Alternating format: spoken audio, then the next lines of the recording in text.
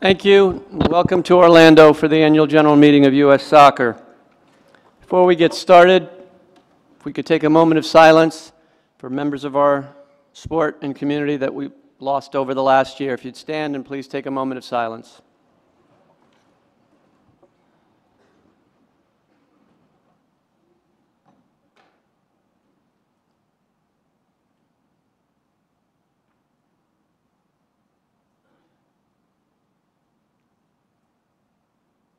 Thank you. Next is a Pledge of Allegiance, a video. Mr. Steinbrecher, if you would come forward to lead us. We're going to be going up and down a lot today. There's a little fitness work that's needed here. Hank?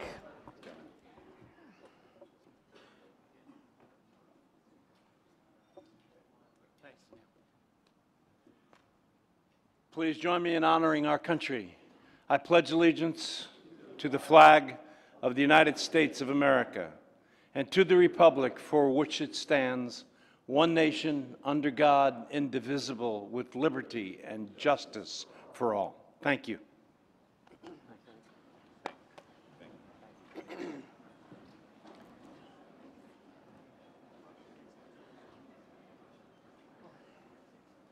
We are on to an important part of the meeting, which is the report of the Credentials Committee and roll call and so on. And to do that, we will have Mr. Kepner, who's done this for 20 years for us, an honorable man from the state of North Carolina, a good friend for many years, and he's on his way up. I know a few people who have the integrity level of Mr. Kepner. So Bob, thanks again for doing this. We appreciate it. Look forward to doing it for another 20. Yes, Dan Flynn just said new hip, yes. So next time I'm before you, if that happens, you can say hip hip hooray. So anyway, welcome to Orlando. This is always an awesome occasion because you look around and see each other here.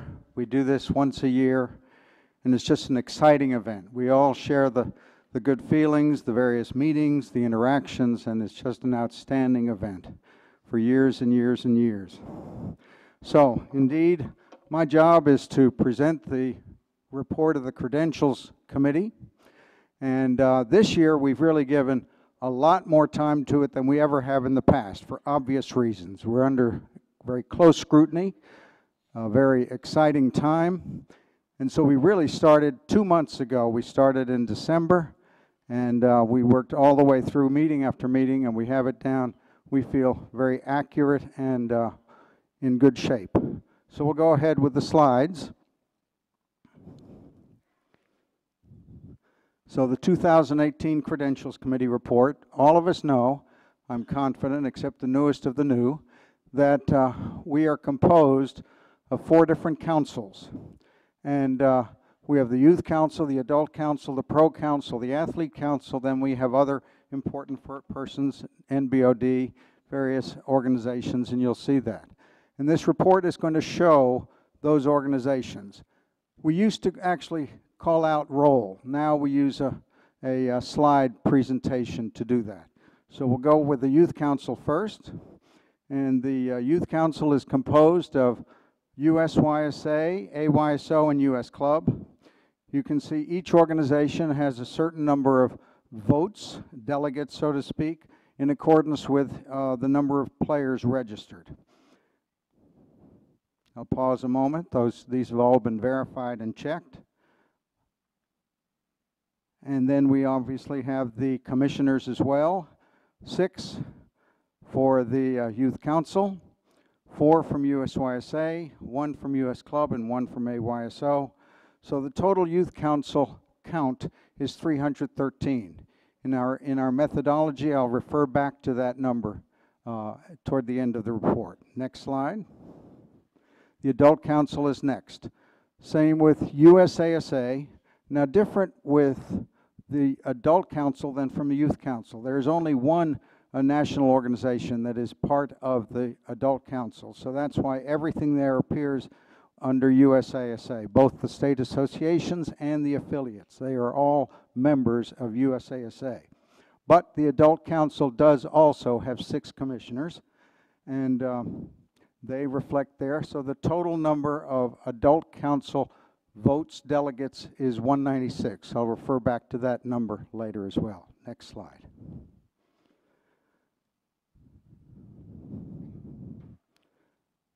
Next slide. Here we go. Professional Council, composed of 4 different leagues: MLS, NWSL, USL, and North American Soccer League. And we have the number of delegates. As you can see, these are individual people, actually, so 16. I'll refer back to that number. Next slide. And then the Athlete Council. I'm very pleased that we have so many athletes here today.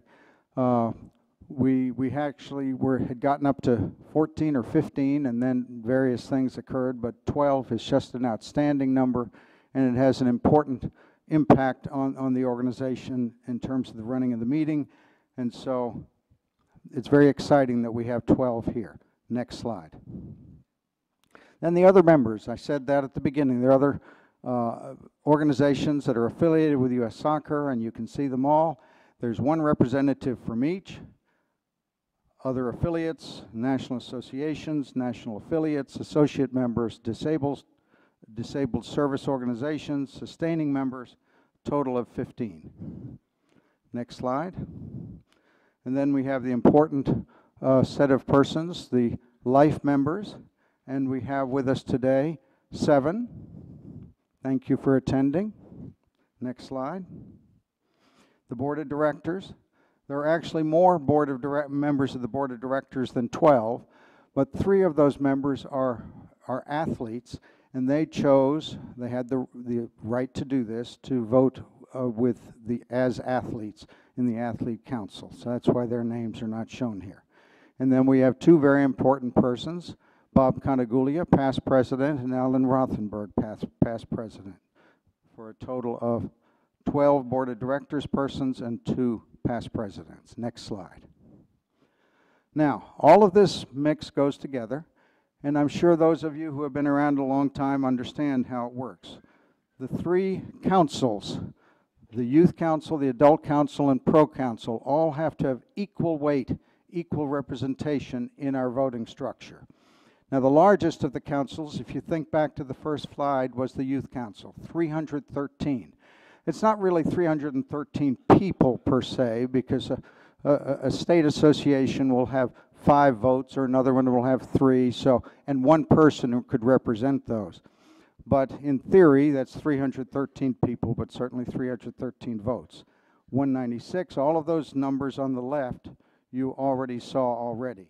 Now, the governing number for us is the Youth Council. That's the council with the greatest number of delegates / votes. The Adult Council and the Pro Council must be equal in strength in our voting structure. And so we use a multiplier, and you can see the multipliers on the far right. So every one of the Youth Council votes clearly is simply multiplied by 1.00. With the Adult Council, each one of them is multiplied by 1.60. 1.60 times 196 equals 313. And then for the Pro Council, there are 16 members, multiplied by the multiplier of 19.56, and you have 313. It's disappeared. Well, I know it by heart, so that's for sure. So then we have the other members. We'll take them into account next. And I'll skip the Athlete Council. The other members, 36, each have a multiplier of 1 as well. If you really add all of those, the 313 times 3, that's 939, plus 36 is 975. That number can represent, now the Athlete Council we have to then calculate, because the athletes, by federal law, must carry no less than 20% of the total possible vote. So we have to calculate this, and many years ago, John Collins, who is up here on the stage, the dais, and I calculated how to figure that out. It's really very simple mathematically.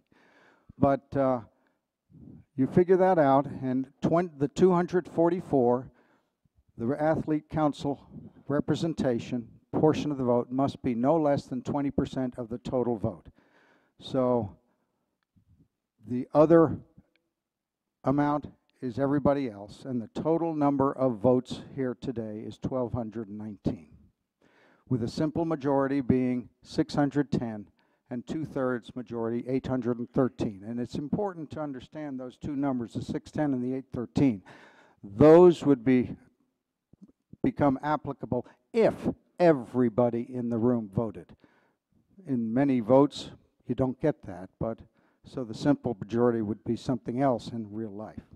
Okay, next slide. Now, all of us know that we're going to use a keypad and electronic system. All of those multipliers and the keypads have been put into here. They're sitting in a computer, and then obviously Wi-Fi and all of that. The weighting for each individual keypad, there's a record of that. So voting on the bylaws and the elections and anything else that might come up will use keypads. Voting is live when the question appears on the screen. For bylaws, all you have to do is select 1 for yes and 2 for no. And you can change your vote until the clock strikes 0, simply by selecting your new choice.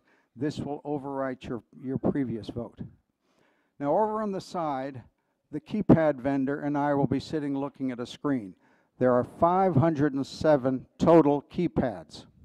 So I'm going to be looking on that screen to see how we're coming along. I have no idea what the results are. I just know how many keypads have been pushed. And when we stop, it's either at 5:07 or something else because somebody decided not to vote. Just the briefest moment it stops, and then I'll start counting, and you'll see up on the screen a countdown of 5, 4, 3, 2, 1, 0, and I'll be saying stop. Skipped a number, sorry. So, and then we'll display the results. Next slide. Okay, so we always like to practice, and we're going to ask you to practice now. What is your favorite Winter Olympic sport? Now, let me just say, I know that soccer is not a winter sport, so what we know that it's probably the case that there's some confusion about what bobsledding and curling and figure skating activities are. So there are members of the board of directors who have volunteered to demonstrate by doing some of these things today. So bobsled, Sunil has agreed to demonstrate bobsledding. Carlos is demonstrating curling, and Dan Flynn is going to represent us in figure skating. Okay, go ahead and vote.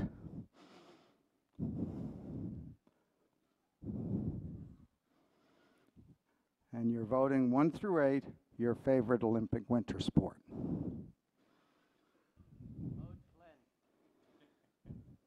Okay, let's see what the vote came out to be.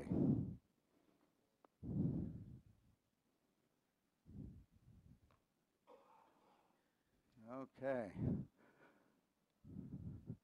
So, and that by the way, you have a clear demonstration of how remember weighted voting.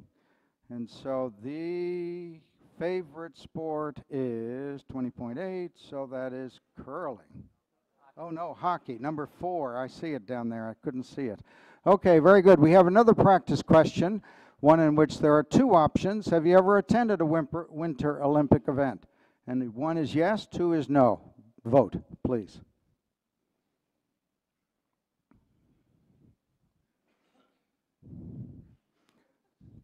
Okay, let's see the results.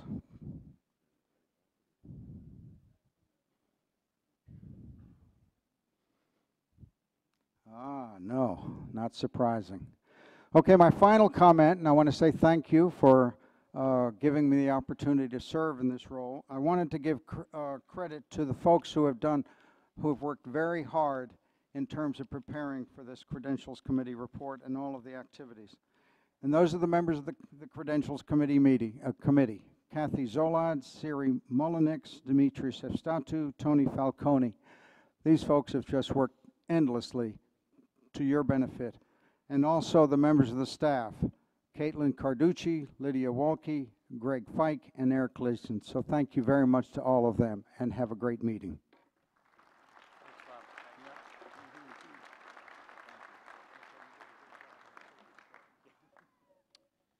So I am told that by our parliamentarian following, electronic keypad voting procedures were posted at the Federation website since December. They include procedures for handling multiple rounds of balloting, speaking times, and caucusing. If there's no objection for voting procedures, they are hereby adopted. Mr. Seagal. Yeah, we're not planning to turn that on. Thank you, Sunil. You understand. Yeah, as I've previously indicated to the Federation, the NASL has a couple objections. One on the number of delegates that are allocated amongst the Pro Council. Two, the request that conflicts of interest amongst the members of the Credentials Committee be disclosed. And three, that the caucus time be extended to 25 minutes between rounds. Thank you. I am advised by the parliamentarian that items 1 and 2 are not in order at this time. The only thing that would be in order is the request for a change in the caucus time. If the group is amenable to changing the caucus time to 25 minutes, is the group amenable to that? Let's just try it with a show of hands. If you're amenable to extending the time to 25 minutes, please raise your hands. Okay, we're going to need to do this electronically because we've got weighted votes. So it'll be a yes or no? No. But wait a second. There is an objection. He's made it. It's not acceptable by general consent. That means someone has to make a motion to adopt those procedures. Okay. It's So, undebatable, unamendable. okay, no, hang on the scoreboard here. He's made a suggestion which is not amenable to the group by show of hands. So we need a motion now to adopt what's on here, and then if someone wants to recommend an amendment. This is unamendable, okay? It's a special rule. Peter, Mr. Panori?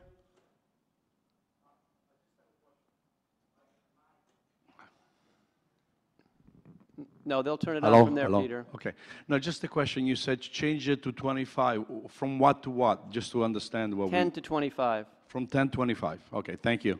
Let me ask, just as, let's make this simple. Would the group be more amenable to 15 minutes?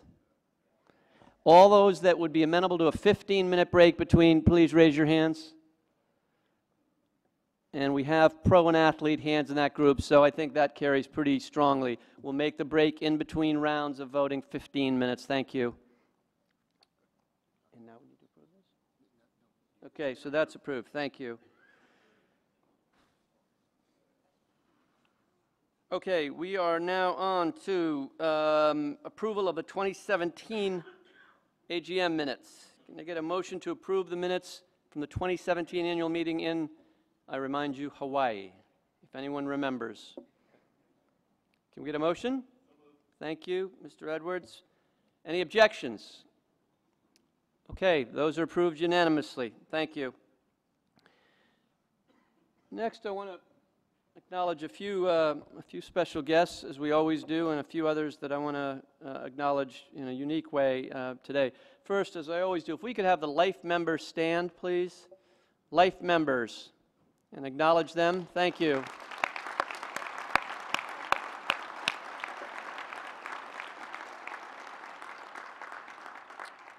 We have today, for the first time, a group joining us, and we believe it's the first federation in the world to have such a group in a voting capacity. And in terms of reaching out and transparency and so on, we have a fan council, and we have 5 members of the fan council here that are designated as voters. If the 5 members of our fan council could stand, please.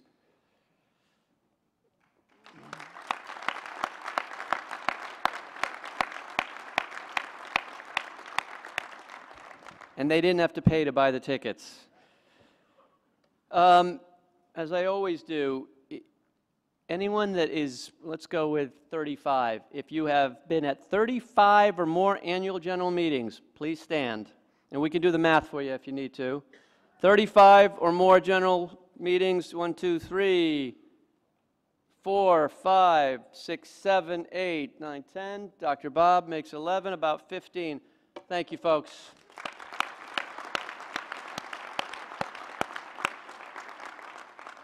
Those people that are here for their first annual meeting, please stand. At least 7 of the candidates. Welcome. So, demographic change, far more new people than 35-year veterans. We have with us 2 past presidents. We only have 3 living past presidents and 2 past presidents. And I would like them to stand, Alan Rothenberg and Dr. Bob Conaguglia.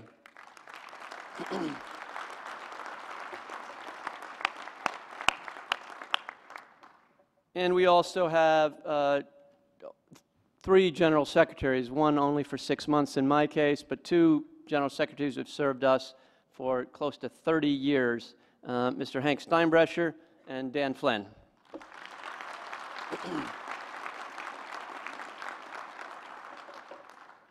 And last but not least, and maybe last but first in many ways, if you have represented the United States in international competition, those are our national team players. Many of them are here, and a few actually that are representing MLS today. I see, and a couple elsewhere. Please stand. Alan, you can't stand on this one.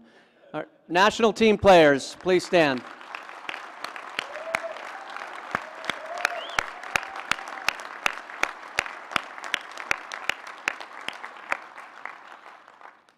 Thank you all. And we have so many other special people in the room, and some of them will get recognized at various points in comments I may make or others may make, and certainly at the end when we talk about good of the game.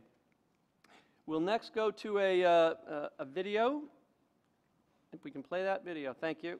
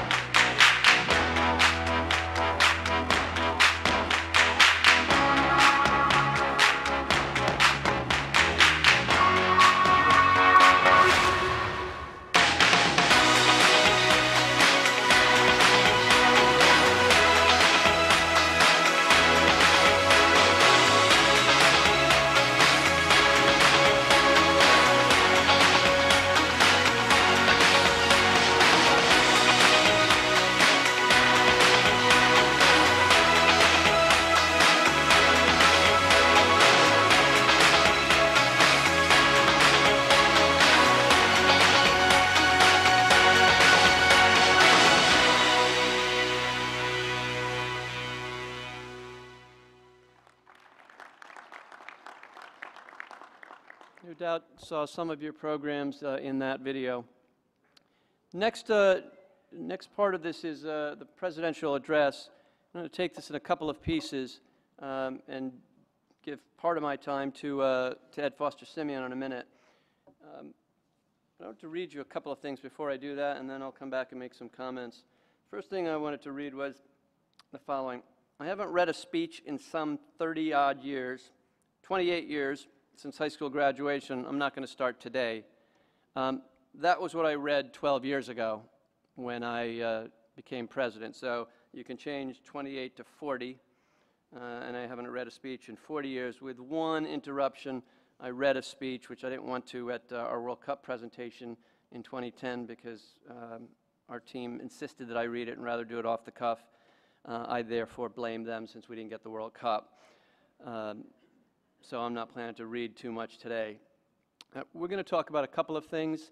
I'm going to show a little slide on one part of our presentation and then come back and talk about a few other things about some of what's been going on, more importantly, some of where we want to take the Federation. We've got an election, so when I say we, I'm talking about the collective we. That's whether that's the board or as defendants, as I like to call them these days, going forward. And we'll talk about some of those things. But before we get going with that, Ed Foster-Simeon, please come up. Give us a little bit about the foundation. As all of you know, the foundation received the profits of World Cup '94, has done a tremendous job in so many different areas. Ed's been the leader for many years. Alan Rothenberg is the one whose initiative led to the start of the foundation. He's a life member. And you'll see some of the things the foundation has been doing, many now in conjunction with U.S. Soccer and World Cup Organizing Committee bid. Ed is on our board of our World Cup Organizing Committee, and we look forward to doing many things together. Ed Foster-Simeon. Thank you. Thank you, Sunil. Thank you so much. I'm really happy to have the opportunity to address the body.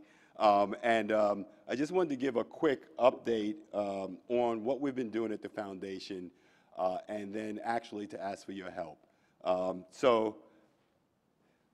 Just as a background, the foundation has invested well over $100 million in the game in all 50 states, programs and facility development in all 50 states.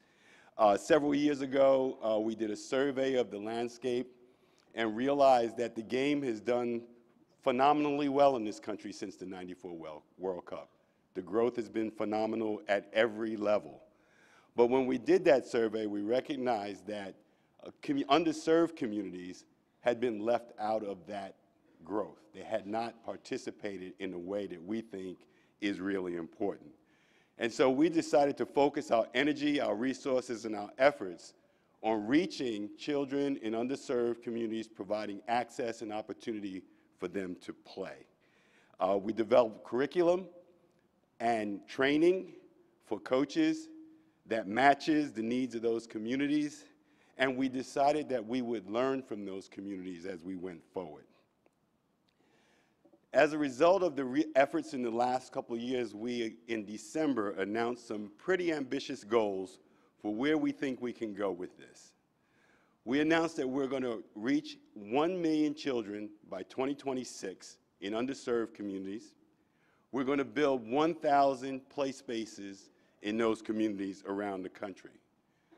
And the way we're doing that is not just on the foundation's limited resources, but by entering into public-private partnerships and educating others, funders, on the value of soccer in our society.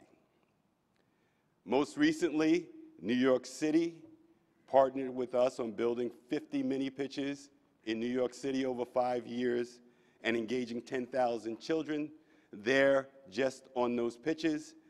Chicago, working with Mayor Emanuel there, announced that they're building 50 pitches over 5 years. Target Corporation is investing to support 100 mini pitches across the country. They invested $6 million to do that. A big philanthropist in Chicago, Ken Griffith, invested $3 million to support this work. So there's an appetite for reaching these communities, and there are resources available to support that work if we go about it in the right way. The story so far is we've engaged over 100,000 children in Soccer for Success programming in recent years. Our footprint is broad and national. We've trained, which is most important to me, 6,000 coach mentors in those communities, providing them with the training to not only deliver soccer programming, but also to provide mentorship and counsel to young people in those communities. And of course, we're building on our long history of field development that has always been a part of the Foundation's story. Soccer for Success is offered 3 days a week in underserved communities, 90 minutes each engagement. The children get a trained coach. They play small-sided games after school right in the neighborhoods where they live, because eliminating transportation and other barriers we have found is part of the key to success in this work. Our mini pitch program is transforming dead spaces in urban communities into play spaces, soccer play spaces, soccer-specific play spaces, putting them right on schoolyards, right where children are, creating access not just for our after-school programming, but opportunities for children to play and participate before school, during school, and after school. Why is this important? 15 million children in this country live in poverty. What does poverty mean? That's a family of 4 living on $25,000 or less. There's not a lot of discretionary income to pay for the traditional modeling that has driven the growth of soccer in this country. So we have to find other solutions, and we have done that. Our demographics reflect the communities that we want to be in, and note that 90% of participants in Soccer for Success programming are on free and reduced school lunch. We're reaching the right kids. We need to reach more of those kids, and we need to reach them now. We need your help. We can't do this alone. We cannot do this alone. I invite you to join us at the Urban Soccer Symposium, March 23rd to 25, when we bring in leaders from community-based organizations around the country, non-traditional partners, traditional partners, soccer associations like Illinois Youth Soccer, Washington State Youth Soccer, Wisconsin Youth Soccer, Cal South, who have all come and engaged with the foundation, engaged with non-traditional partners to explore ways to grow this game. Please join us. Please reach out to me at the foundation directly, because I need your help, and I'll be reaching out to all of you. Thank you very much.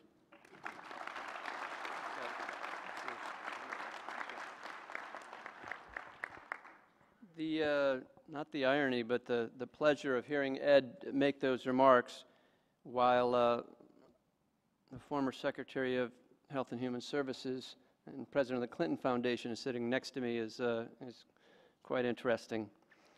So the only other things I wanted to read were from a couple of annual general meetings, as I mentioned earlier. So let me read you one from 1987. It's the first time I spoke at an annual general meeting, at least at the microphone. So in terms of preparation for our teams, the most extensive we've ever been able to afford, the most extensive we've ever been able to plan for, doesn't mean anything. The dollars mean nothing. The preparation means nothing if there isn't a final product. And there's only one way to measure the final product at that level: success on the field. So losing with 3 seconds to go because the ball hits the crossbar and bounces in, having a referee call a penalty and losing 3-2 in overtime doesn't cut it, folks. We've all heard those excuses. So that was 1987 in my comments about the national team program. October 2018, fast forward, was a little tricky on that basis. And then my comments in 2006, which resonate with me still and should resonate with all 8 people that are seeking the office which I hold today. As we start going forward, and I've chided Alan and Bob about this in the past, the progress that's been made in their administrations, which has been extraordinary. But I want to make it very clear, for the Federation financially, on the field, off the field, the situation we're in, the one I'm walking into, it's in extraordinary shape. We're going to try to improve on that, but what's been built, and I said this last year, by all of you that have been doing this for a long time in different ways, and I recognized last year that many people have been doing it for more than 20 years, and so on. So we're not starting from anywhere new. Today, when I started, when Alan started, when Dr. Bob started, and so on and so forth. And I never look at where we are by any measure as what's happened over the last 12 years. I look at it, and I always have looked at it as kind of a before and after, if you want to think of it, the modern history of the game. And it's not an arbitrary point, but it happens to be mine, recognizing full well that a lot happened prior to the day I used as the start of that period. And the year that I kind of use as the start of that period is 1984. And the reason for that is we had the Olympic Games in 1984. They were phenomenally successful, and they led to many other things. So if we did a quick timeline of that period, just to give you a few of the highlights. In '83, we played in our first Under-20 World Cup. In '84, we hosted the Olympic Games and had a very important election in New York. Werner Fricker was elected president. A guy named Chuck Blazer was elected vice president. In '85, we went to our first Under-17 World Cup. In '86 was the last time we watched a World Cup without being there. Unfortunately, we'll be doing that again this summer on the men's side. We didn't have a women's program and a women's World Cup at that time. In 1987, we had a miraculous result that Dan will remember when we beat Canada 3-2 in St. Louis in front of 5,000 people to get to the Olympics after being down 2-0. It's also the year we started our bid for the World Cup. In 1988, we won the right to host the World Cup on July 4th and played in the Olympics. '89, candidate Paul Caligiuri scored a phenomenal goal, and we qualified for the first World Cup in 39 years. Thank you, Paul.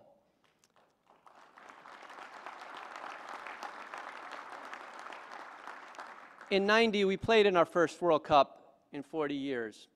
In '91, the men won the Gold Cup, and the women won the first World Championship in China. '92 and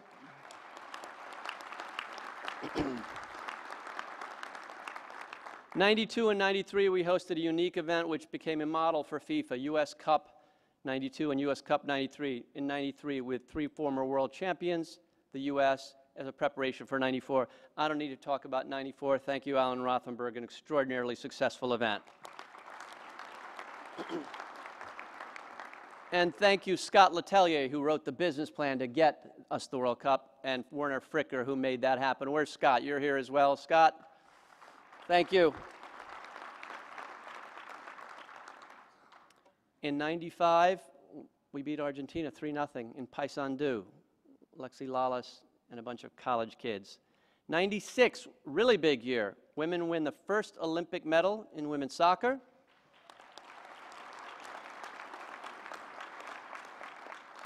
Major League Soccer starts. Eric Winalda scores the first goal in the history of Major League Soccer. Thank you, Eric Winalda, wherever you are, Eric.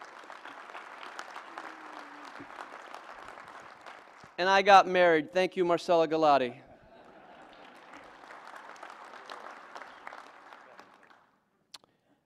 '97, we qualify for our 3rd consecutive World Cup. '1998, we play in the World Cup. '1999, I don't need to talk about the women win that extraordinary event on home soil, setting all sorts of records. Women's World Cup, USA.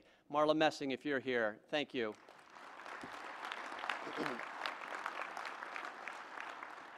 2000, we lose in the Olympics in Sydney. 2001, we qualify for the World Cup. 2002, I don't need to talk about, because lots of you got up in the middle of the night to watch us play in Korea and get to the quarterfinals of the World Cup. And if but for a handball on the line, maybe we're playing in the World Cup semifinal. Maybe, but not quite. 2003, we host, on 4 or 5 months' notice, a World Cup, another World Cup for FIFA, one of the few countries in the world that could do it. SARS crisis in China, and they asked us to do it. 2004, women get back on the medal stand, gold medal game in Sydney, win the Olympic gold medal. 2005, Sofia Gulati is born. It's an important benchmark for me. 2006, in 2005, the men also qualified for the World Cup. 2006, we play in Germany, the only team that Italy didn't beat. 2007, David Beckham joins Major League Soccer. Huge change for the league. He's now just this last week announced that he has a team in Miami. Certainly made a big difference in the growth of the league. 2008, the women win gold in China after a year disappointment previously. And it becomes, in 2008, the Hope Solo and Carly Lloyd show. Hope Solo, where are you? Thank you.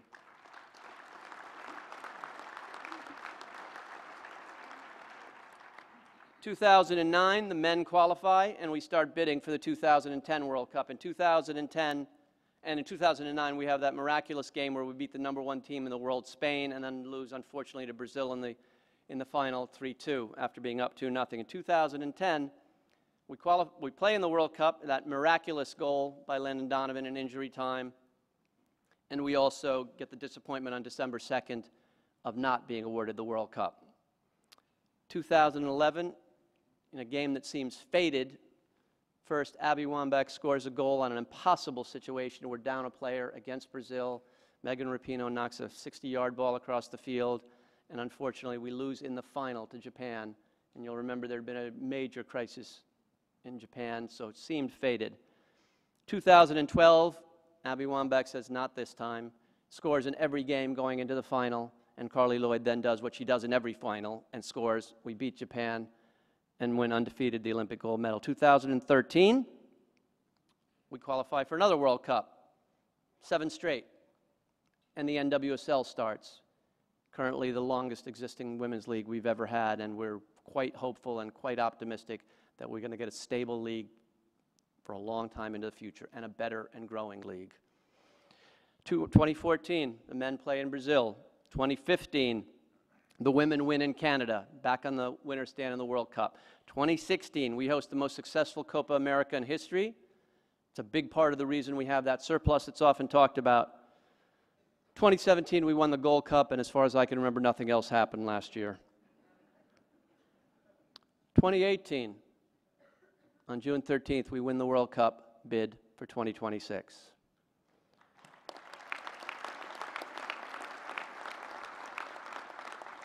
2019, the women win gold in France.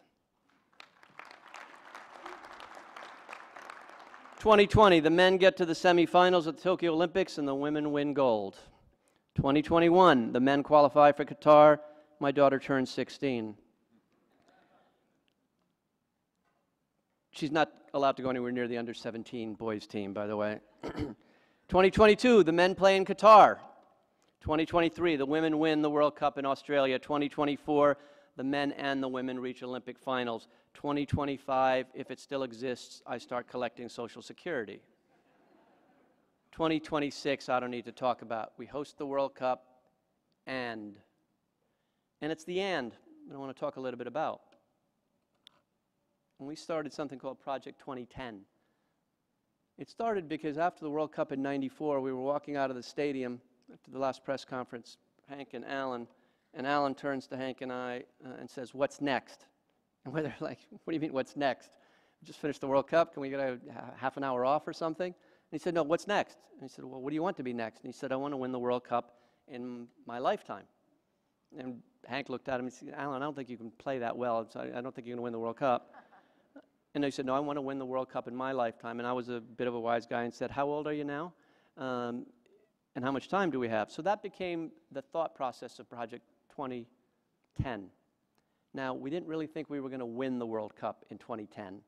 And some of you have taken shots at us about that. But nobody likes to finish second, and you don't start a program. And this program was initially intended for 3 guys. They all lived in the Northwest. They all worked at Nike. And we needed to raise a lot of money. And we didn't think going to Nike at that beginning or talking about it with our board or the journalists would say, "Let's go for silver." Their catch line is not just try to do it. And they bought into it. And we got a huge new contract and funds that were very important to the organization. And then yesterday, when I read DeAndre Yedlin's comments, player for our national team, said, "What happens now with the national team?" And he goes, "What do you mean what happens?" He goes, "We're going to go try to win the World Cup." And somebody said, "Well, you know, you're not even in this World Cup." And he said, "Right, but if we're not trying to win the World Cup, why would I bother playing?" So in August, we are in the same situation as everyone else in the world on that front, on the men's side. And we're in the same situation as everyone else on the women's side, except we happen to be ranked 1. Now, we are not at the level of Germany or Brazil or Argentina, and anyone that thinks that we are is kidding themselves today. Our players are not at that level, and the rest of the programs are. We have some things that are at that level. So we have a lot of work to do. But one of the things that is often mentioned is that I talk a lot about national teams to the exclusion of so many other things. And it's not because I don't believe the grassroots or referees or coaches or health and safety or environment or stadiums or leagues are important. They're all critically important. But the way I look at this is if we're going to find 11 men and 11 women good enough to win the World Cup with a few substitutes, we're not going to do that without millions of kids playing at a higher level than they are now, including in inner cities from diverse neighborhoods. So the analogy here is we're never going to land somebody on Mars unless we've got a really good physics program and millions of kids that can read and do math and so on and so forth. So all the players that we talk about, all of them, I mean, Christian Pulisic said it as well as anybody, as well, America's development program. And Christian tweeted, we didn't ask him to do it, he actually tweeted, he goes, yeah, I never learned anything until I was 16 and came to Germany. And he was being sarcastic, obviously. This is a kid from Pennsylvania. And Mallory Pugh learned a lot playing in Colorado. And Landon Donovan learned a lot playing in Southern California. And the list could go on. Now, we're not at the level we want to be, but to think that we're not doing anything well, I think that's a bit much. So I think I talk about the national team program because it gives us a benchmark. And if we're doing things well, it shows up in that. And when we lose a big game like we did against Trinidad, as I've said a couple times, all the things we did well were the same the day after and before. All the things that we need to do better at are the same the day after and the day before. Our coaching programs did not become worse by losing the game. Our critical analysis of them clearly did. And we have plenty of areas, and we talk about them. And I look back at my comments from 2006, and there were comments about player development, referee development, coach development, diversity, and the diversity in the players here and the leagues and our fan groups is still a lot better than the rest of the room, and then in most of our coaching programs and our referee programs. So we've got to do a lot better there. But there's a lot to look forward to, a lot to look forward to. If we can put that World Cup video on. So this is what we've been spending a lot of time on, and what I'm going to be spending 100% of my time on for the last 4 months. Because if we're able to get the World Cup here, it gives us a target. But as I've said, every time I talk about it, this is not about, for us, it's not about the 32-day festival. It's about the 8 years in between and everything we can do with the World Cup to build the game, to get cities to build inner-city fields along with Ed, to get after-school programs built, to get 4,000 season tickets for an NWSL team, and that's how you get on the list to buy tickets for the World Cup. Using the leverage of the World Cup for all the things that we can do to build the game. And the critical periods are between now and June 13th when FIFA decides whether we get it, June 13th to 8 years later, the 32 days, but the most important one is what do we look like the day after? What does the world look like in the United States for men's and women's soccer the day after? And as I say often, registration numbers in cities on the girls' side went up dramatically after the Women's World Cup, especially in those places where we had World Cup games. We can show that with an econometric study. Same on the men's side. So a 23 million person commercial with the Women's World Cup final 2 summers ago is a lot more than we can do with any grassroots program. Making heroes out of the players that are in the NWSL or in MLS or anywhere else is far more than we can do with a play soccer campaign. And whatever new way that people absorb media or participate as fans or as spectators are things we can't do. But we're all part of that puzzle because those players are in your programs. They're watching a player that's a professional, showing up with a national team, perhaps buying a jersey from our sponsor, and so on and so forth. So let me just walk you through our World Cup presentation briefly. A few things that are happening coming up. One event. 3 nations. A world of opportunity.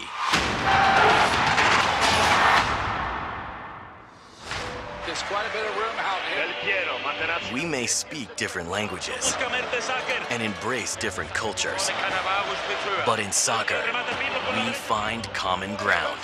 This is the game that inspires billions of hopes and dreams. It's the biggest pilgrimage of sports fans on Earth, with half the world watching closely. And in 2026, it will be bigger than ever. As Canada, Mexico, and the USA, let's rise to the challenge and honor of staging this great event. We have the stadiums. We have the infrastructure. We can show the world what it means to be united. By working together to offer a blueprint for future events, by delivering the first 48-nation World Cup.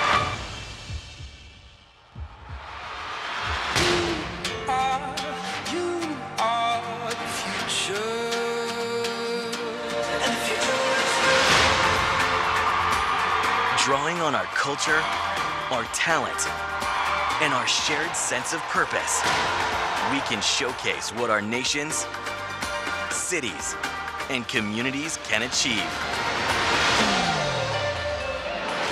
Connecting with fans in new ways and creating a lasting soccer legacy. Looking forward while giving back. Brilliant ball to Cristiano Ronaldo, who's on the blind side of the defense, and through the keeper's legs! This is our time to inspire, to transform, to overcome adversity, to build something that will be remembered for generations. We are already working together towards this single goal. Our desire to host the 2026 FIFA World Cup, united as one. –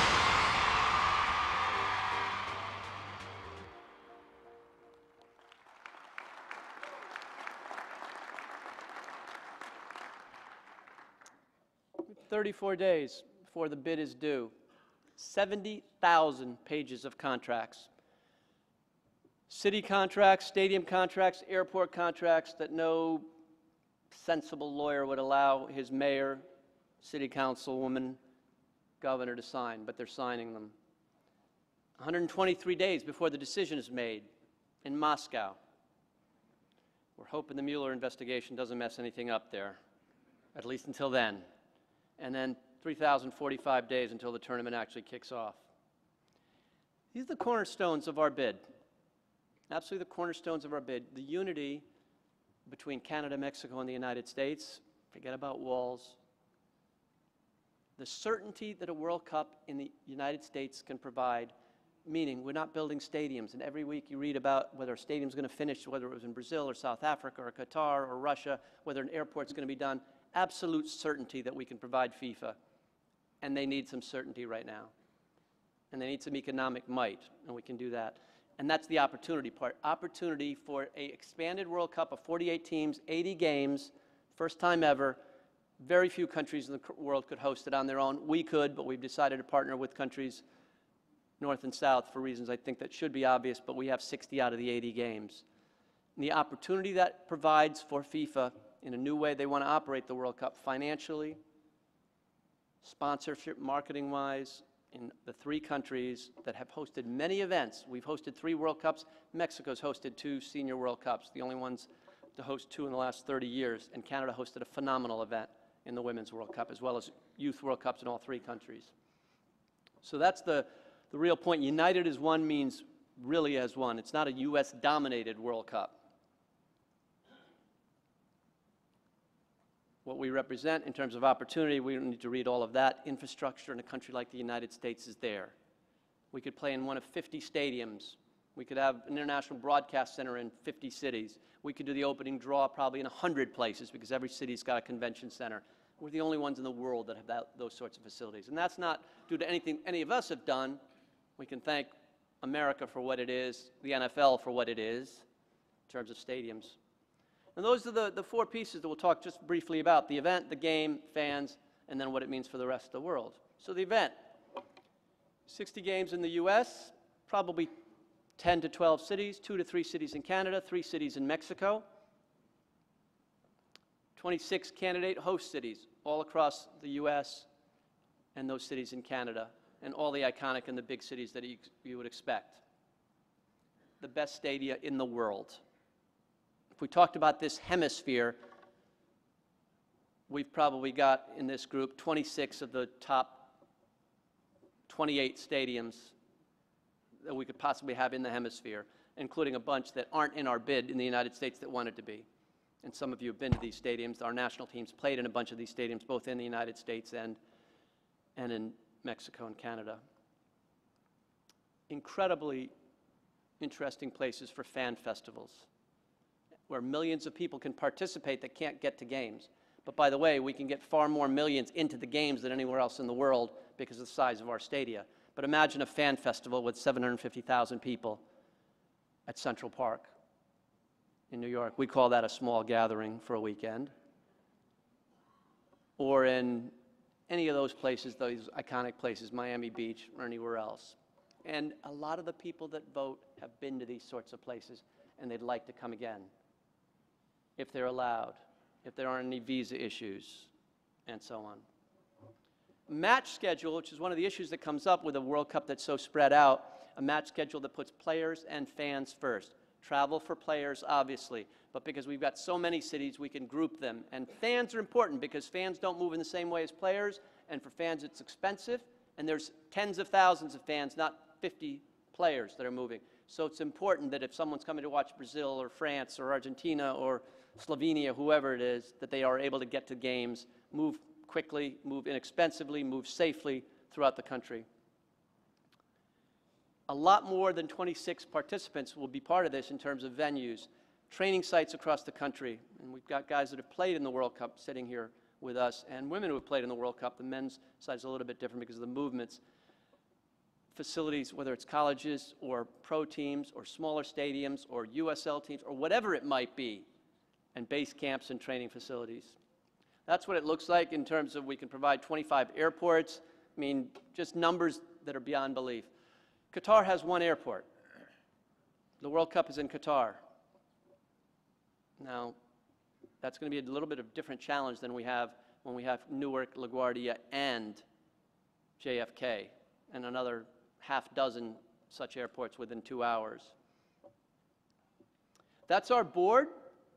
You'll recognize a number of people on there that are on the U.S. Soccer Board. I think there's 5 of them. Your Vice President, Dr. Shalala, Don Garber, Dan Flynn, Ed Foster-Simeon, who you met earlier, Victor Montagnani, who you'll meet tonight, the President of the Canadian Federation, the President and General Secretary of the Canadian Federation, as well as the President and General Secretary of the Mexican Federation, Carlos Bocanegra, a member of our board, and Julie Foudy, former national team player, and Bob Kraft, who is chairman of, the honorary chairman of the bid committee, and obviously owner of the New England Patriots. And then 3 groups under them operating in each of the 3 countries. Separate bid committees then come through a legal construct that I have no idea why it's set up that way. And then the staff, the key people that are working every day on this. That's the board level, and I put this up because there's 2 or 3 people on here that have got long history with U.S. Soccer, including in this room. So some of you will recognize Mary Harvey on the right, longtime chairperson of the Athletes Council, gold medal winner in the Olympics and the World Cup. She worked at FIFA for a decade, MBA, trilingual, extraordinary experience, and frankly, she reshaped the way the athletes participate in this organization. And the fact that you've got the votes the way that you do, along with Ted Stevens, Mary Harvey gets a lot of that credit. And then we've got Pam Perkins right below her, who a lot of you know. She's worked for U.S. Soccer forever with the men's team and the women's team. She's been seconded, thank you, Dan, to New York to work on our international lobbying program for the last 3, 4, 5 months, and a number of others from the other countries, but those 2 you know. And Jim Brown, who runs Pro, is chairman of Pro, worked for us in '94, has worked on the Sydney Olympics, used to work for the San Francisco Bay Area Blackhawks of the ASL, Bolivian-born, but part of our team. A few things that have happened. We've got headquarters in New York at the MLS offices. Thank you, Don, for the free space. a very short time period, shorter than anyone's ever had to do this with competition. Yes, in the case where we hosted the Women's World Cup after the SARS crisis, we did it in 4 months, but we weren't bidding against anybody. That's what it looks like, 10 contracts for 26 cities. They want hard copies of all of that, and the most comprehensive compliance program ever. That's a good thing.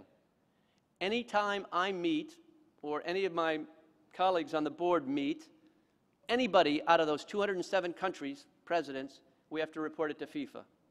Send them in writing what we talked about, and so on and so forth. Anytime we have a government contact with a government official that talks about the World Cup, we have to report it to FIFA. And obviously the policy on gifts and travel and those sorts of things is completely different. Those are all good things, and we hope they live and enforce every letter of the law on this. That's the period we've got left, what we've got to do. On the left, you see the picture of when we started this last April at the Freedom Tower. That wasn't coincidental that we did it at the Freedom Tower, looking out over the Statue of Liberty and Ellis Island, while at the same time trying to make sure the international world knew that it would be anyone could come to the games. And that's one of our challenges these days, because it's not just about our bid and our infrastructure. It's about perceptions of the country, perceptions about what we're doing, perceptions about foreign policy, perceptions about things like walls. All of those things matter, because people are voting, and they're not grading an exam that's multiple choice or only based on technical grounds. We're bidding against Morocco. The Moroccan king is absolutely behind this. Now, they don't have the same infrastructure, but they've bid 4 times, and they've lost 4 times, so there is also it's our time.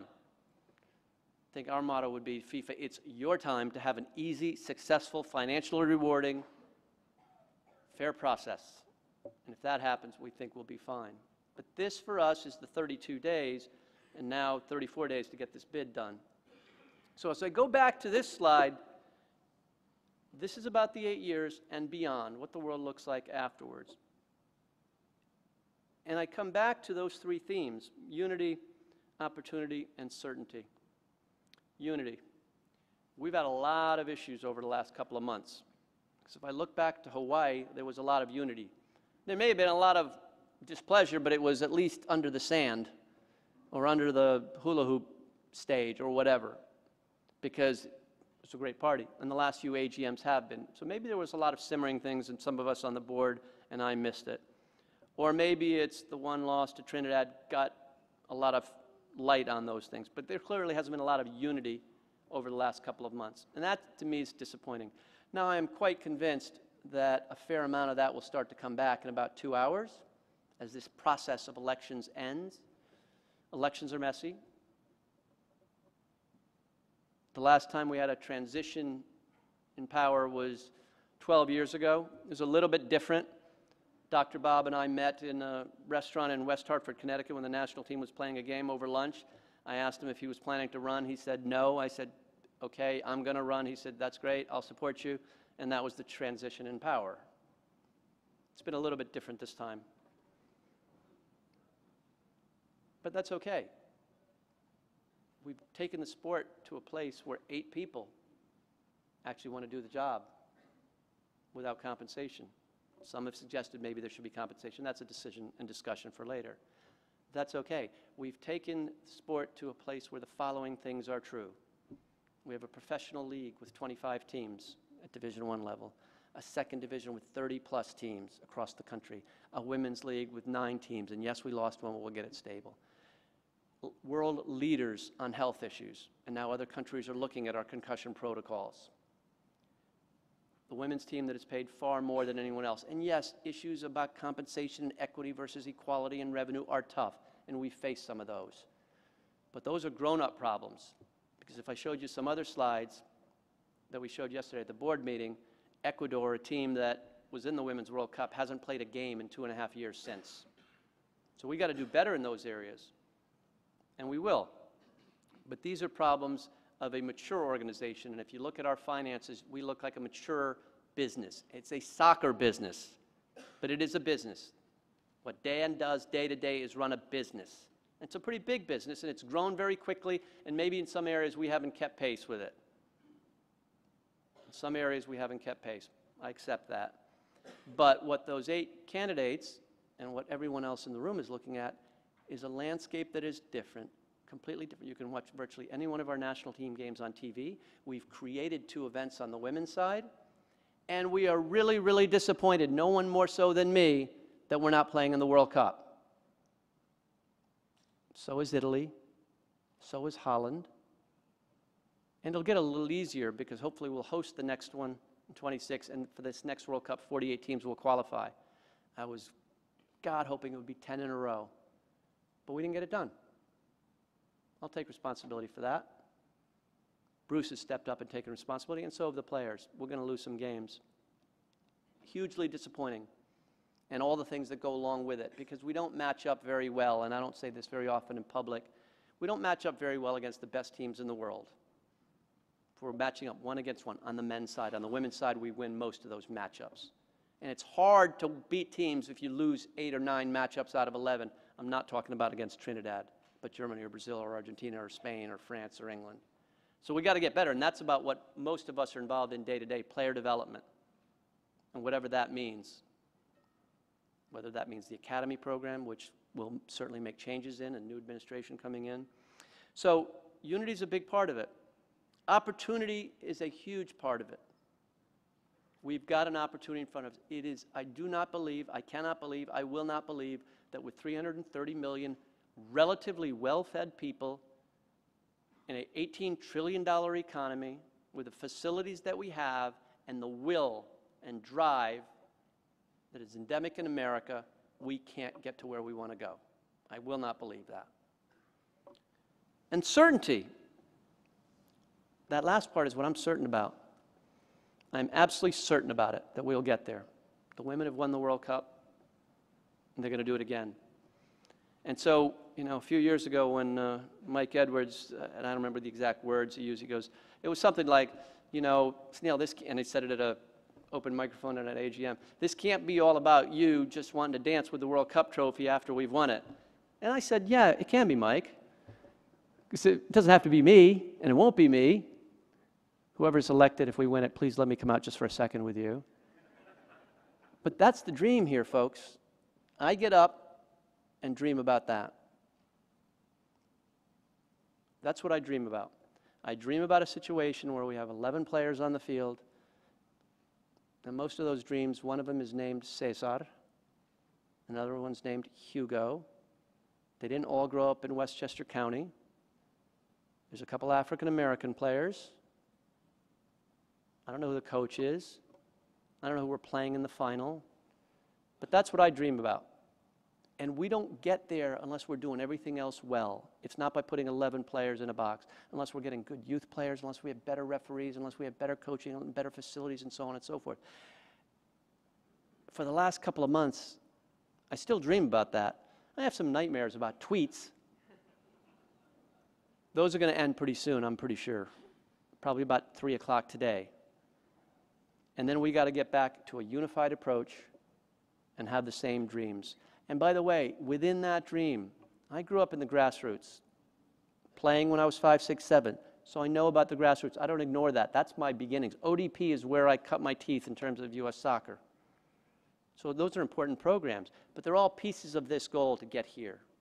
So yes, I want to have millions of kids playing in safe environments. That's a hugely important goal. But what gets me up in the morning, and it'll be that way tomorrow, whether I'm sitting in this seat or in any other, is trying to win on the field and everything that goes into it and around it. And I don't think you've had to play at that level to appreciate and want that, because I know most of you in the room want that. Because I know most of you in the room, when we watched the game, the under-20 game in Hawaii, we're cheering. And I know what it means when the women's team wins. And I know how many people turned out, not exactly, at the ticker tape parade on 4 days' notice in New York. And I know what it means to a couple of the women here that have been part of world champions. And I know how much it pains some of the men that are here that haven't been part of world champions. Or how much it pained all of us to lose that game in Trinidad and have 2 other results go badly the same day. That pain's not what we want. The pain of the last couple of months is not what we want. I have no doubt we're going to come together, get back on track, build our programs with resources that we've never had, and achieve the goals that we all share. So thank you for listening. Let's go get it. and I'll come back a little bit later to thank a number of people, but that's the goal, folks. Thank you.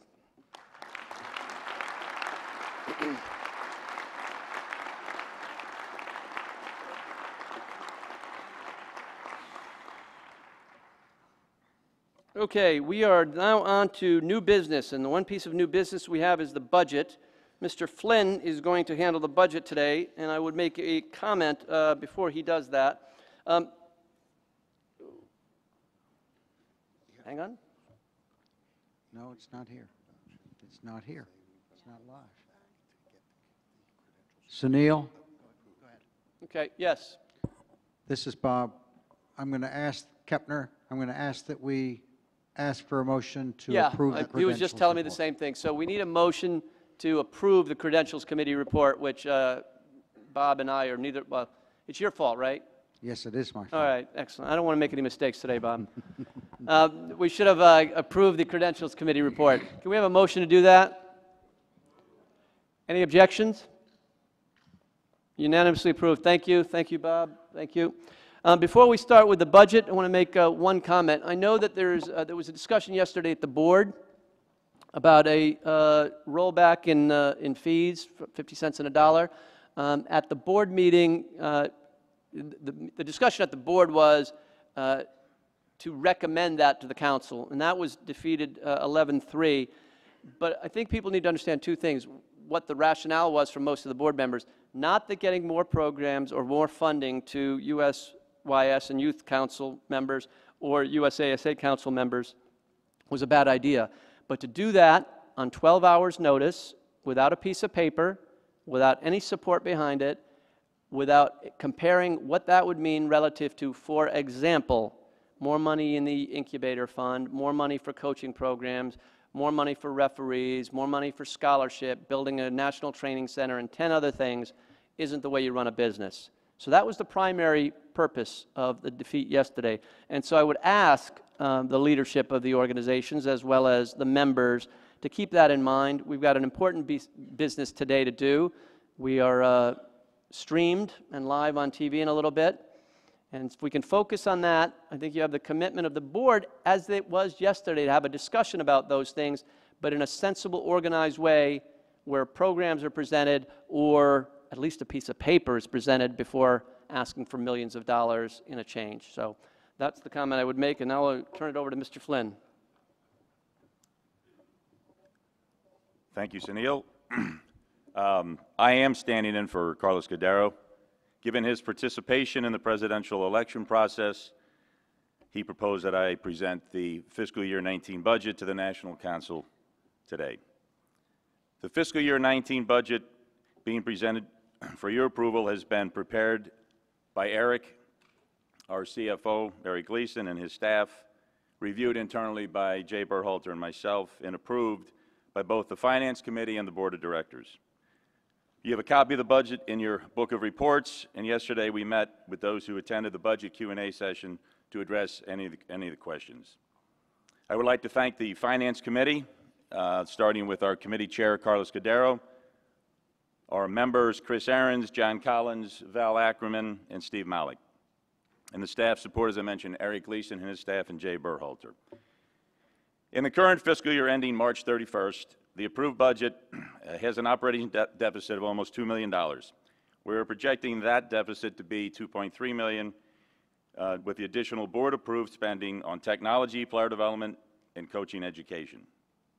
The non-operating surplus projected to be $26.9 million is favorable to budget by $27 million due to the extraordinary results of the Copa Centenario tournament and the donor commitment that we received on the newly created Club Incentive Fund. So this budget reflects the largest spending in our history. Based on our strategic plan that was presented and reviewed in July in Santa Clara, we plan to increase our investments in technology, coaching education, player development, high performance, youth national teams, and the core infrastructure by over $11 million versus fiscal year 18. Successful implementation and execution of our plan will increase the value of our core property and in turn increase future revenue opportunities and our ability to further invest in our sport. The FY19 budget has an operating deficit of $13 million and a non-operating surplus of $700,000, which is a total deficit result of a $13 million deficit. The Finance Committee met in November to review the full budget in detail and approved it with a few suggestions and modifications, which address setting metrics to our programs and increased spending. So for the fiscal 19 budget, as we presented in a book of reports, is being recommended by the Board of Directors for your approval. If there are no questions, I would ask for the motion to approve the budget.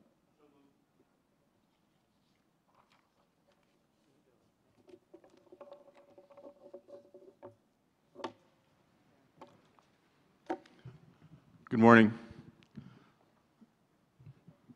Dan and Sunil, for the last 30 years, we've had the same dreams. We've agreed many, many times. I hear your words, but I have to tell you that for the last 9 months, we have discussed this proposal that I make this morning. We discussed it again back in Philadelphia. And at that meeting, there was 8 adult commissioners, youth commissioners, pro-council people at that meeting. And what we say today is, please hear us. We supported the Federation back in 2000 when they needed the money. And so this morning, I say it's time to roll it back to that time. There are greater assets available to you now than in 2000. And so I make a motion that the current fee paid by adult players, which is $2, the current fee paid by youth players is $1, to reduce that to adults to $1, to youth to 50 cents, and to the impact on the budget will be $2,500,000 of less income. Thank you very much.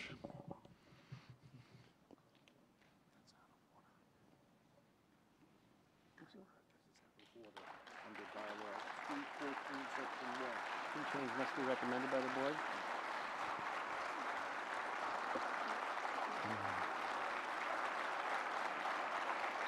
Okay.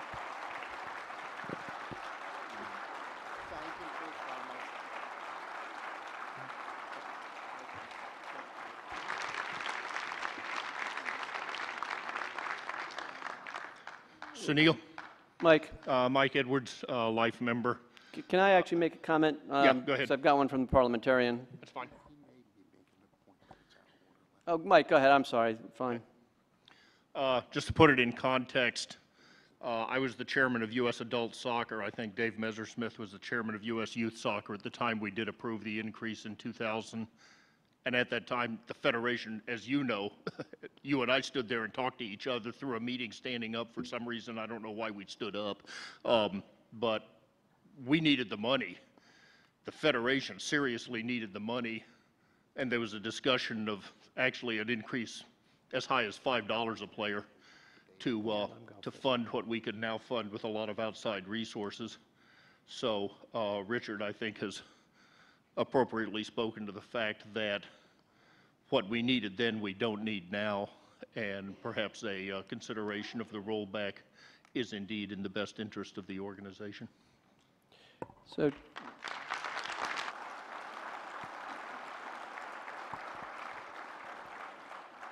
So two comments. The first one is from the parliamentarian, and then I'll make the second one. From the parliamentarian, under Bylaw 214, Section 1, a fee change must be recommended by the board.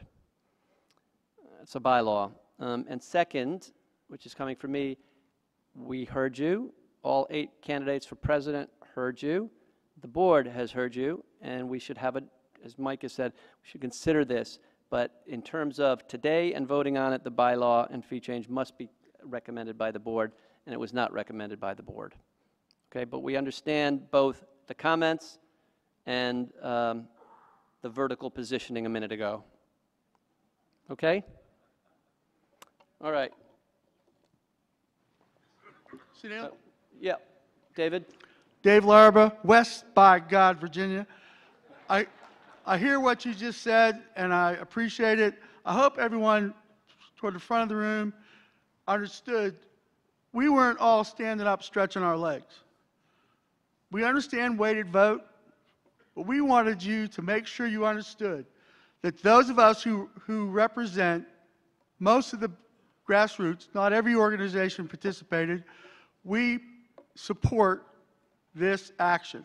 And we hope the candidates live up to what they've all said. We hope the board saw how much of your membership stood up to support Mr. Groff. Thank you.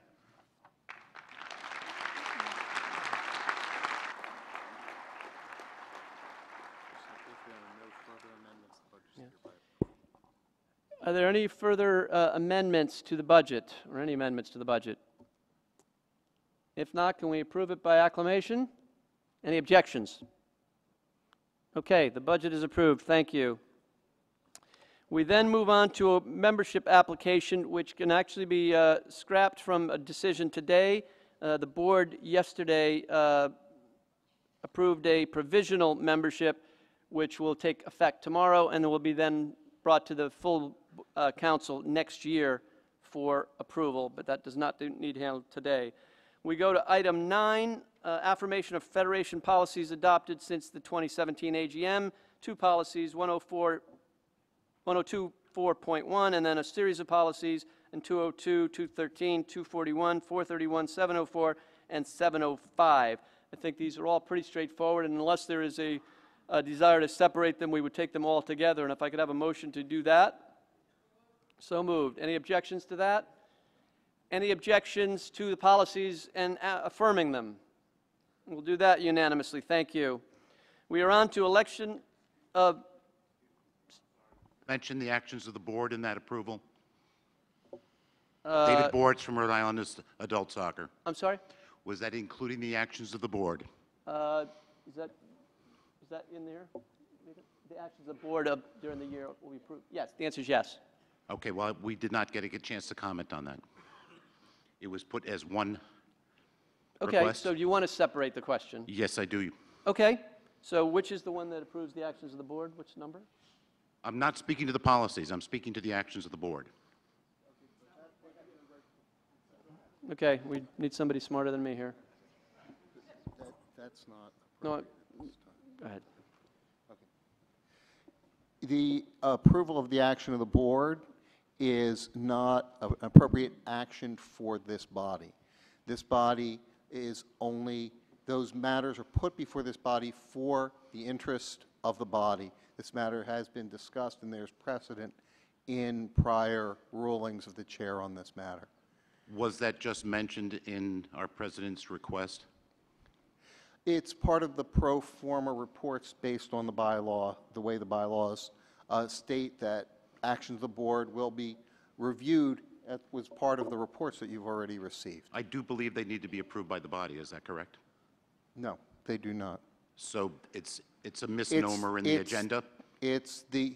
Correct. It's the policies that need to be approved. The actions of the board are just reviewed, which has already been done. Okay. Well, for future reference, it shouldn't be there, or we should be allowed to comment on them and vote on them because there are objections. Thank you. Okay, we are then on to election of U.S. Soccer Foundation representatives, and I'm presuming that we're going to get one nomination from each council, has been the tradition, not the requirement. We could certainly take nominations from the floor, but let's start with Youth Council representative. Do we have a nomination for a representative that is associated with youth soccer? Where are we? Okay. Youth Council nominates David Messersmith. David, do you accept? Yes? Any other nominations? Hearing none, we'll close nominations. And by acclamation, David, I'm sorry, we have another nomination? No, this is just for the youth. Just for the youth. Chris, you're out of order. Come on. I wanted to say that all day. Somebody's out of order. You're out of order. I didn't get the gavel. I was looking for the gift. Out of order. Don't do it again. All right. David, by acclamation, any objections? David, you are back on the foundation board. Congratulations. Adult Council representative. Yes, Sunil. Yep. Yeah, John Mata, Chairman of the Adult Council. We would like to put Richard Groff's name in nomination to represent the Adult Council. Okay. Parliamentarian is telling me he's no longer eligible because he stood up before. I don't know what's going on. Okay, Richard Groff. Anybody else want to run? 2 tickets for the World Cup final if you do. All right. We'll close nominations. By acclamation, Mr. Groff. Congratulations. Professional Council representative, do we have any nominations? Mr. Professional Garber. Council nominates Joanne Neal. Joanne, where are you? You accept? Any other nominations from the Professional Council? Hearing none, close the nominations. By acclamation, Joanne Neal returns to the Foundation Board. And could we have someone other than Mr. Ahrens make a nomination on behalf of the athletes? He's in the corner. All right, Chris, go ahead. Jürgen Sommer has been nominated. Jürgen, do you accept? Where's Jürgen? Yes? He's saying, could someone else nominate me, Sunil? No, all right, okay. Okay, any other nominations? Nominations closed. Jürgen Sommer is reelected by acclamation.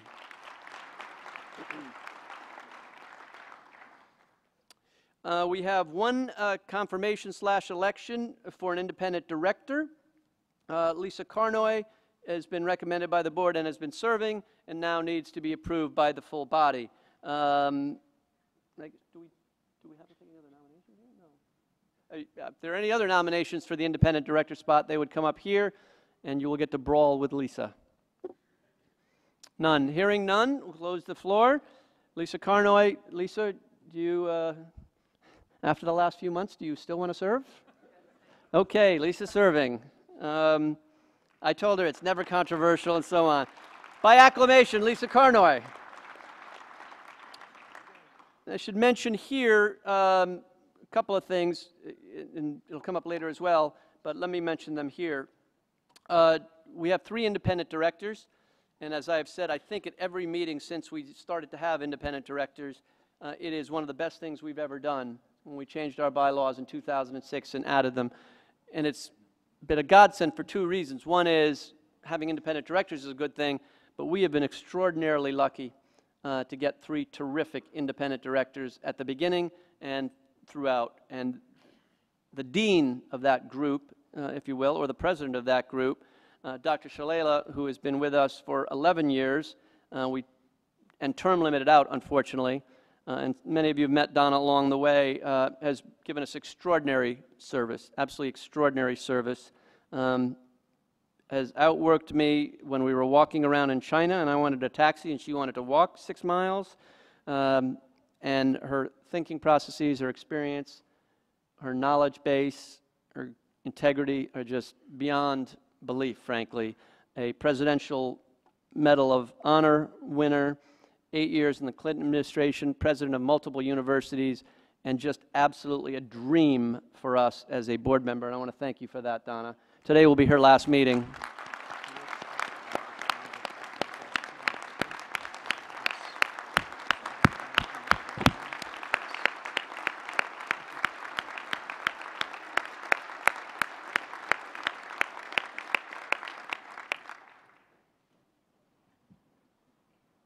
And while we're on the subject of people we've been able to get rid of, we have one other person who will be leaving the board today and has given us, with I think one small interruption somewhere in the 80s or 90s, 28 years of service on the board and years of leadership at USYS in Colorado, on various committees at CONCACAF, and certainly as president of US Soccer, and was president and hired Bruce Arena when we had the most successful World Cup run we've had since the 30s when there were only 4 or 6 teams. A great friend of many years, adversaries during one election in the 80s, but become great friends. It was an absolute honor to be vice president while Dr. Bob was president, and what he's done for the sport, a lifetime of sport, which is not stopping. He's still coaching and doing a course in sports and society. And his wisdom and experience has been absolutely the right model for a past president, offering the experiencing, offering help, but not interfering. I'm not sure I will live up to that. But Dr. Bob, on behalf of the body, on behalf of the sport, and certainly on my behalf personally, thank you for everything you've done.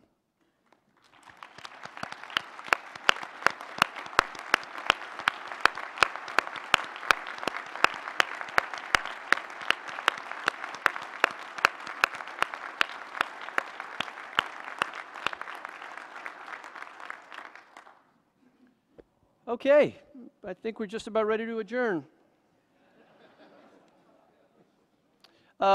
Yeah, we can leave that to the body. It is 9:36, so we have two options. We're running well on time. We can get right to the elections, and that part of the process is going to take a little time, even with 15 minutes between rounds, if we have rounds. Or would you like to take a bathroom/water break now? I'm indifferent on this. How many people want a bathroom? Raise your hands if you'd like a break now. Now, wait a minute. We got weighted votes, so I got to look at the athletes and pros. Okay, they need a break as well. We will resume it's 9:36 at 9:55. 9:55, 19 minutes.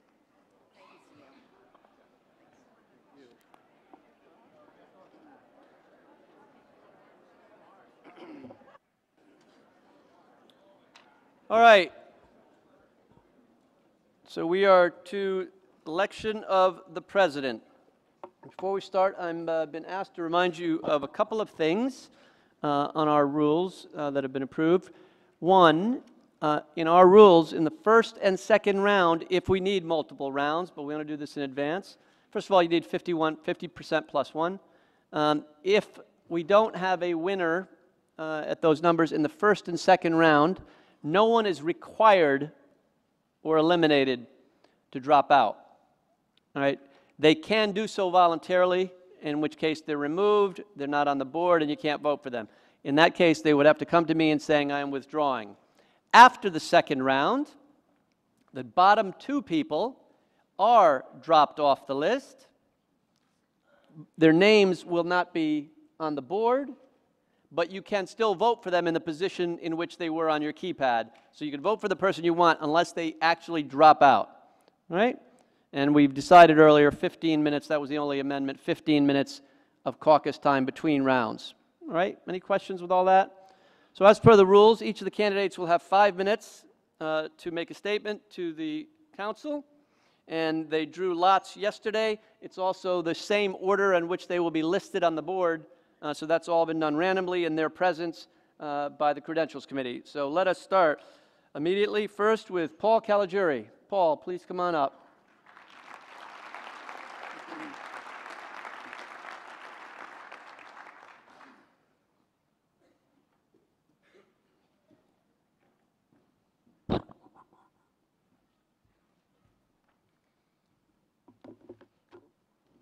I never liked taking the first penalty kick, but I did draw the first lot. That must say something. But certainly, whoever becomes the next president has huge shoes to fill. Thank you very much, Sunil Gulati, for everything you've done and contributed and will continue to do. I'm honored and appreciate this opportunity to speak. And many times I've been asked, why are you running for U.S. Soccer Federation president? For me, it was quite simple. It was natural because I've been dedicating my entire life to this beautiful game. This campaign journey has been amazing.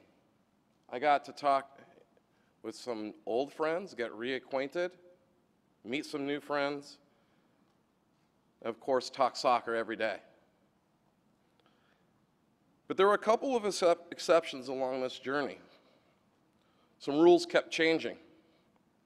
It was like coming out for the second half and they took 20 minutes off the clock and gave the opponent a 1-0 lead. There was also this notion that was pushed that the U.S. Soccer Federation president must be able to manage 160 employees. and have significant business experience. At first, I felt disappointed and frankly a bit insulted. But let me give you this from the reverse side. If we really just look at it transparently and say, let's flip this scenario. Since playing college soccer at UCLA, I spent 15 years on playing professional soccer on the men's national team. After I retired from professional soccer, I spent 15 more years being immersed in soccer in every capacity. From the grassroots onward, college soccer, men's and women's, semi-pro, ODP, academy, you name it, I've done it, including I've been on the Athletes Council. And I also served on the board of directors. I've been an administrator, volunteer, club president, director, everything. So I thought to myself, with my background, how cool would it be to walk into a major marketing company and become president? Kind of didn't make sense there for a moment.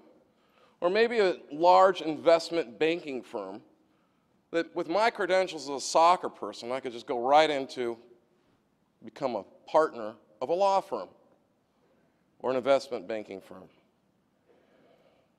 So that kind of gives you the idea of what I was experiencing from the other side of the lens here. When we failed to qualify for the World Cup, it wasn't because of any marketing agreement or TV contracts or branding. You know, those are all outputs. See, our business is we need to be experts, and experts that the best knows the product, and the product is the player. Those are inputs. And anyone in business will tell you, in order to have a successful business, you must focus on your inputs, because all the outputs are the results. Player development, player identification, player joy. I'm running for U.S. Soccer Federation because I am committed 24/7 to do everything I can to make this sport better. It's not part-time for me. It's my life. Yes, my credentials are exceptional, perhaps to the other candidates.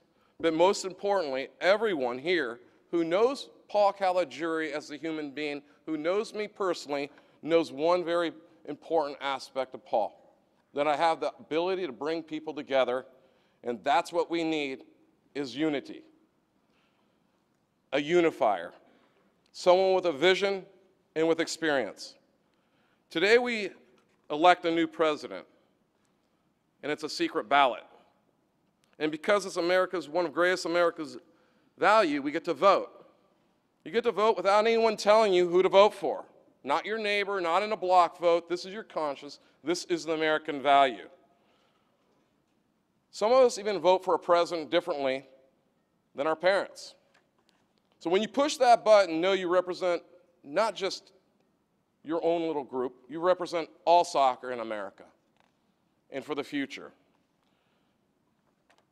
We have a big opportunity today, and I'd love to lead and serve the millions of Americans, and I hope that we do the right thing, and I'm asking you to feel, share my unified vision, and elect Paul Caligiuri for U.S. Soccer President. Thank you so much.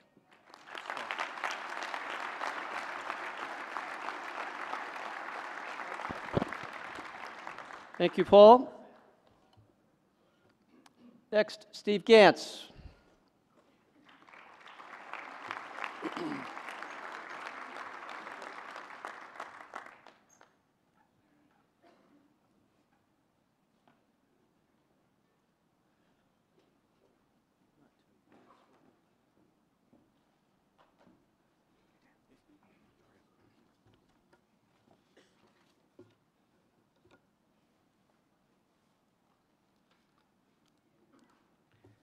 Good morning, everyone. I want to begin by telling you what a great honor it has been for me to meet with you since last May and listen to your concerns and hopes for the future of soccer in America. I want to first start by thanking Sunil Gulati for what he has accomplished. My running was forward-looking, not a statement of the past. He deserves our gratitude for his service to soccer. We all talk about changes we want to see in U.S. soccer and in the Federation, but I believe strongly in responsible change. That means hard work, asking more of you and of me. This won't be easy. We've come a long way since my father emigrated to Boston from Germany in 1938. He couldn't find a quality soccer game to watch and would take the train just for the day to New York City to watch semi-pro games from the 40s through the 1960s. Today, change starts with someone who can lead U.S. soccer immediately. It's about experience. I have experience in corporate governance. We love this sport, but we must be mindful that this is a business, a $100 million business with 150 employees. On day one, we need someone who knows how to do that. I have 30 years of business and organizational leadership experience. Importantly, as president of the board of directors, I pledge that this position will be and shall remain appropriately an unpaid position. But this is not any old $100 million organization. It is America's soccer organization. And so, of course, we need someone who knows this sport through and through. There's a lot of experience in this room. Mine is at all levels of the game, from youth to adult to the pros to the Premier League. As a player, coach, parent, executive, administrator, board member, and advisor variously. On my first date with my wife in 1980, Lori, who's out in the audience, I talked about my vision for soccer. Bold move on a first date, I know. I have been focusing ideas about how to improve the experience of soccer at all levels in America since before then. And I have learned so much over the past year from you, from meetings and phone calls and trips to Dallas, Lake Tahoe, and Philadelphia. I want to specifically talk about the state associations for a moment. You have carried a tremendous burden. One of my proudest accomplishments in soccer was having helped successfully turn around the Boston World Cup bid effort. But I also know that the massive financial success that U.S. soccer began to enjoy as a result of World Cup '94 began the marginalization of the state associations.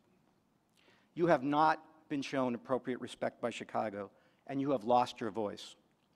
I pledge your voice back so that you never wake up to find that a decision has been made about your programs or policies without discussion with and input from you. Together, we will fix the infighting between sanctioning organizations that is causing so much confusion, frustration, and burnout in youth soccer, and which is contributing to the 75% attrition rate at U13.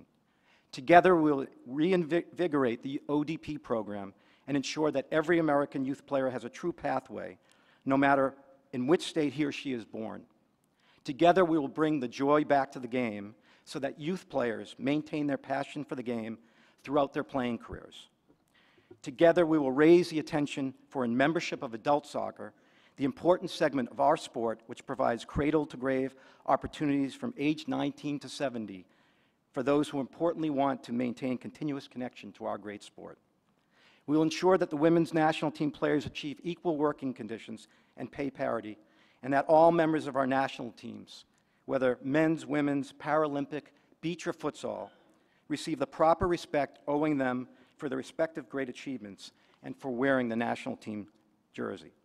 We will ensure that little girls can dream to become professional players, coaches and DOCs, and executives in our sport. I'll continue to find ways to understand your thinking and your needs. Most importantly, you will be actively involved in decisions which affect you. I mentioned my father. If he were sitting with us today, he would be proud to see how far our game has come. He was centered by his sense of fairness, and he would be heartened to see how far the game has grown. But just like you, he would be disturbed to see how much dysfunction exists in the game right now. He would be so proud to see my sons Noah and Josh play. he would be proud to see me standing here. What he instilled in me, the joy of the game, has been passed down. It is for that joy that we all do this work. We can make it so for everyone. I'm excited to start, and I humbly ask for your vote, and I ask you to stick with me today.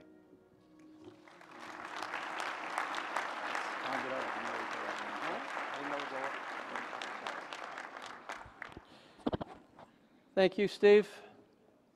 Number 3, Michael Winograd. Michael, come on up.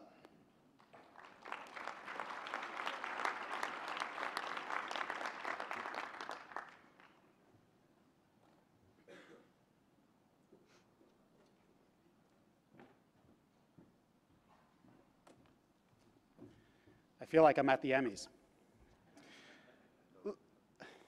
Let me just start by saying thank you to all of you for all of your time and work in this election. I know it's been a lot for you, but I feel like we're going to get a lot out of this. It's going to be worth it. This is an important election. I entered this race because I wanted to make U.S. soccer better. We've come a long way. When I was a kid, as many of you probably remember, if you wanted to watch soccer, you had to get up really early in the morning on a Sunday and skim through and hope that something was on Univision.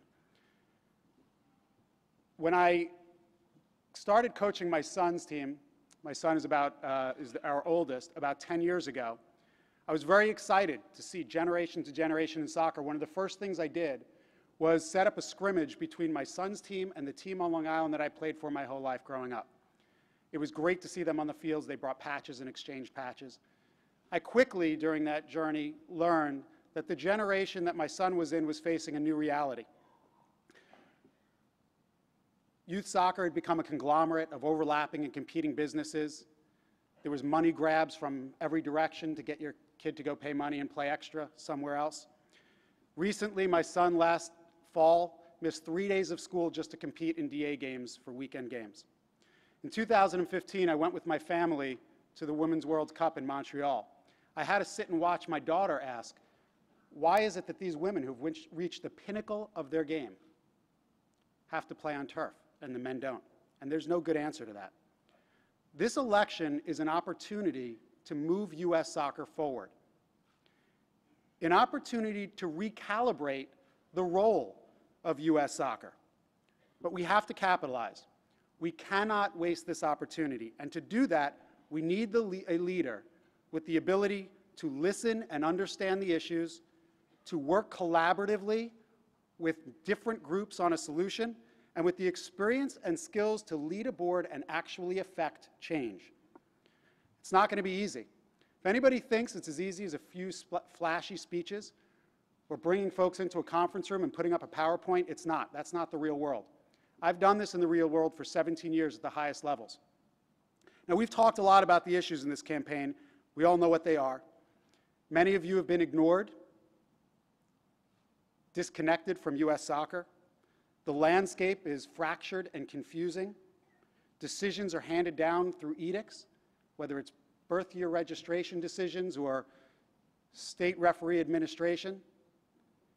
We've offered solutions. We've talked a lot about them. But underlying all of my solutions is a vision of people working together, rowing in the same direction for the betterment of the sport we all love. Bringing people into the decisions who are affected by those decisions. Because when you do that, you wind up with better decisions. And on top of that, you wind up with ownership over those decisions. You wind up engendering trust and confidence, ensuring integrity. We need to get U.S. soccer back in the business of serving and supporting our members, setting you all up to succeed. Now, my ideas have resonated, but so too has my ability to actually implement them. So what does it take to do that? What are the requirements of this job? Deep soccer knowledge and experience from all perspectives. After all, U.S. soccer is a soccer organization. I played professionally, coached collegiately, managed professionally, I've done it all at the youth levels. And it's a business. You need experience leading a board of a $150 million a year organization.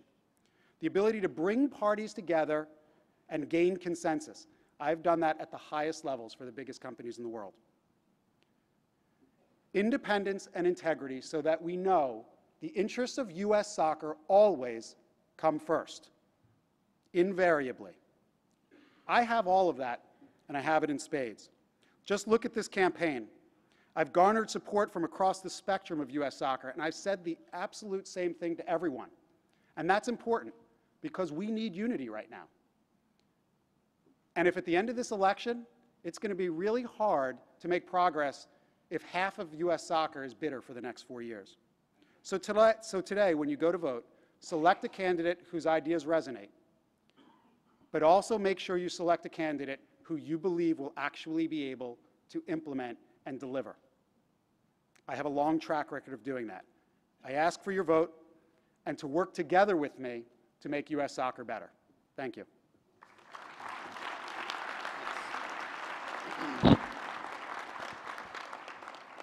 Thank you, Michael. Fourth up, Cathy Carter.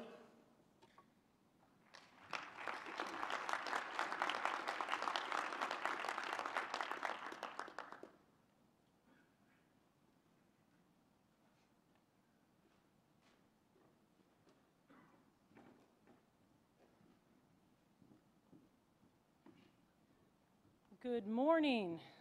It's still morning, although it feels like it's afternoon. Thank you all for being here, for the contributions you've made to this election process.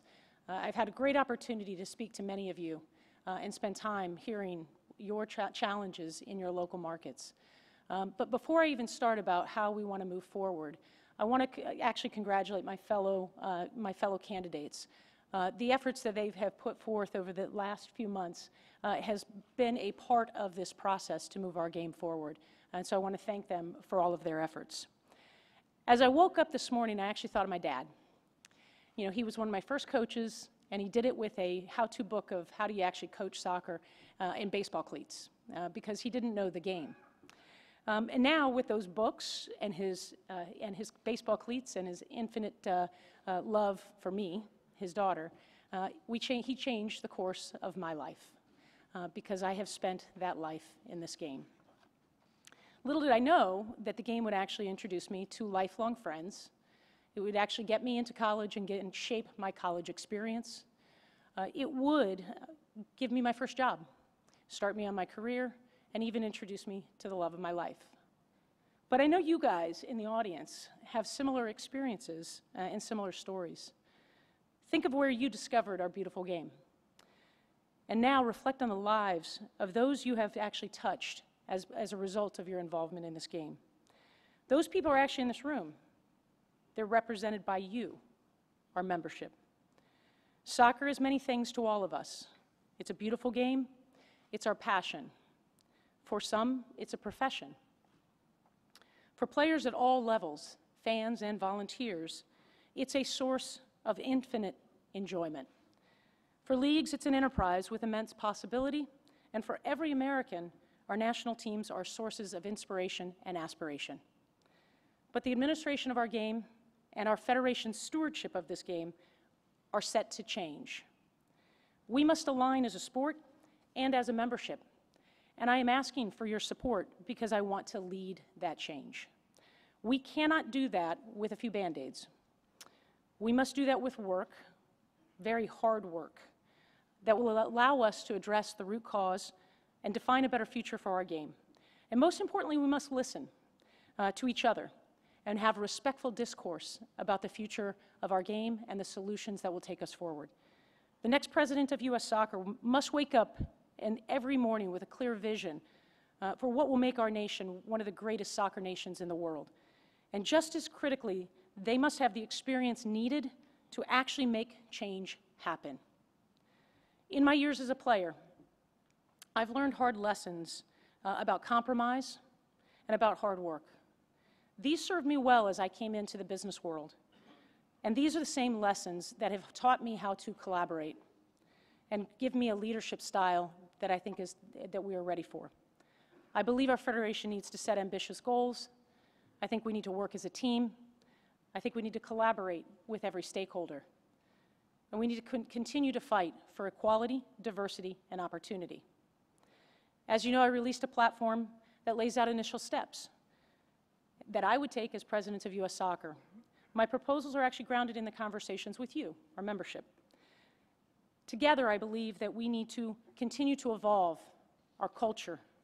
We need to prioritize improvements in youth soccer. We must grow the adult game. And we need to support all of our national teams. And as I've said time and time again, we must go all in on our women's program, which has been the beacon of opportunity around the world and one that we must continue to press forward with. I could go on, but I only have about 55 seconds left. And I'd say I'm passionate about this game, and as we all would say, we can talk about it all day. But it's time for us to stop that and actually start moving towards action.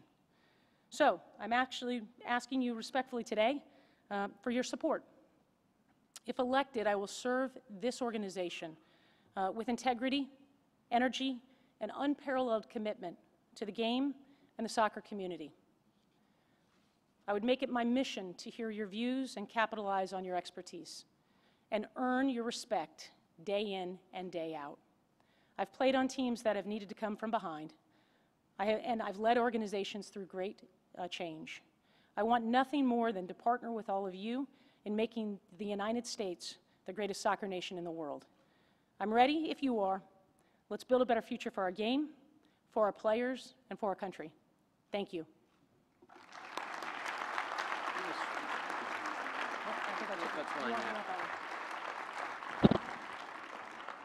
Thank you, Cathy. Next, Colin Martino.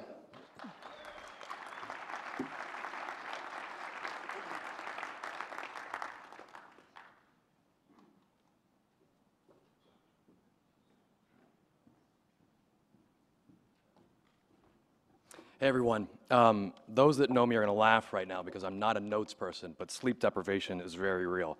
And so let me start by thanking all of you for being sleep deprived but staying sharp, because we have a very big decision to make as a soccer nation. And I just want to start before we get into that, thanking you for everything you've done for this game.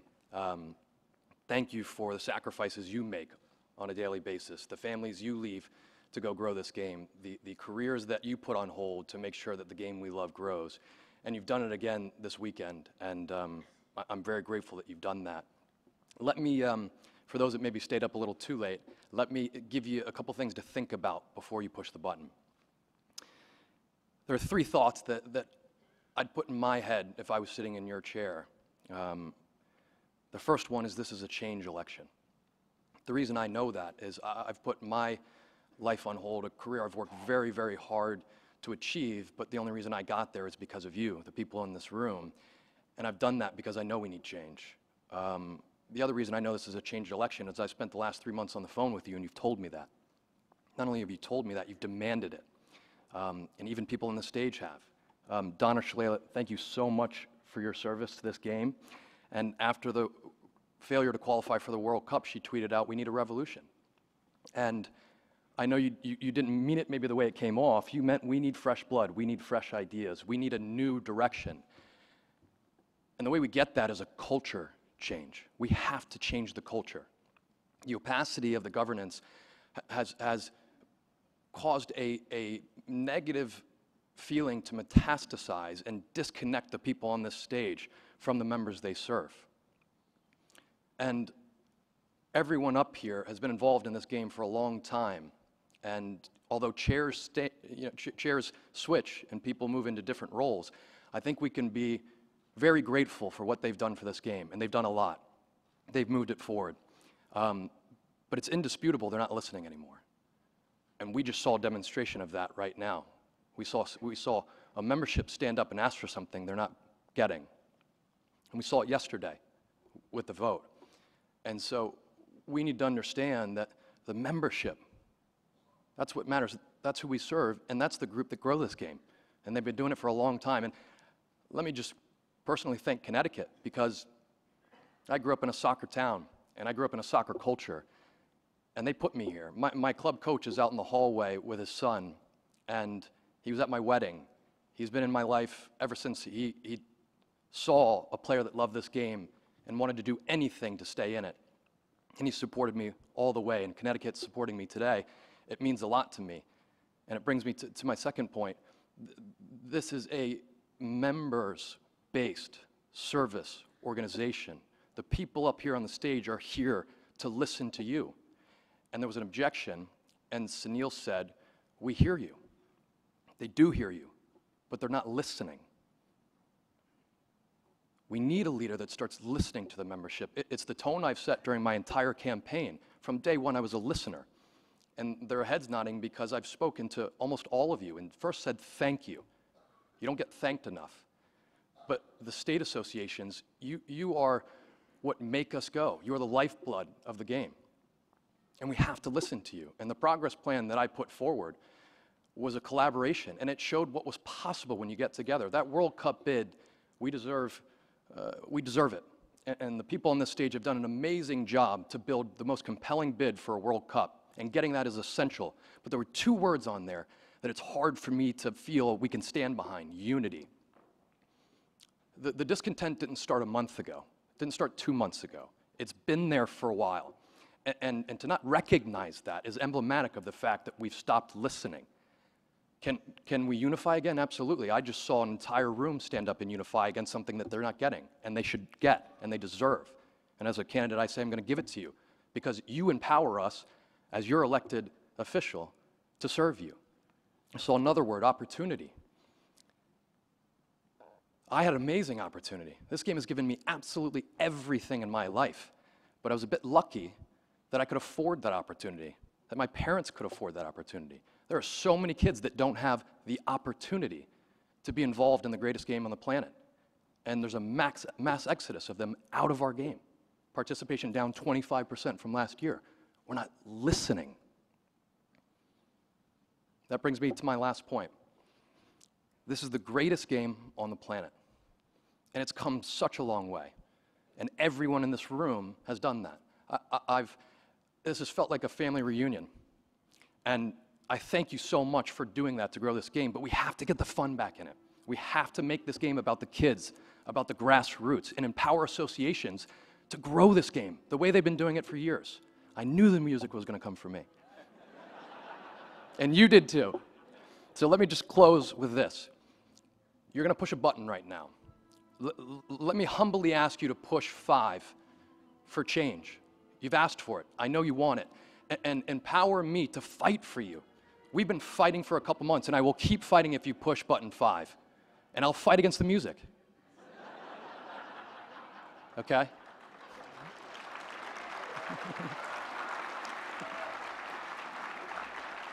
So the fight has been happening, and Ford said, getting people together, that's the beginning, working together.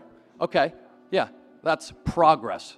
Let's have progress, let's have change. Push a button for change, everyone. Thank you.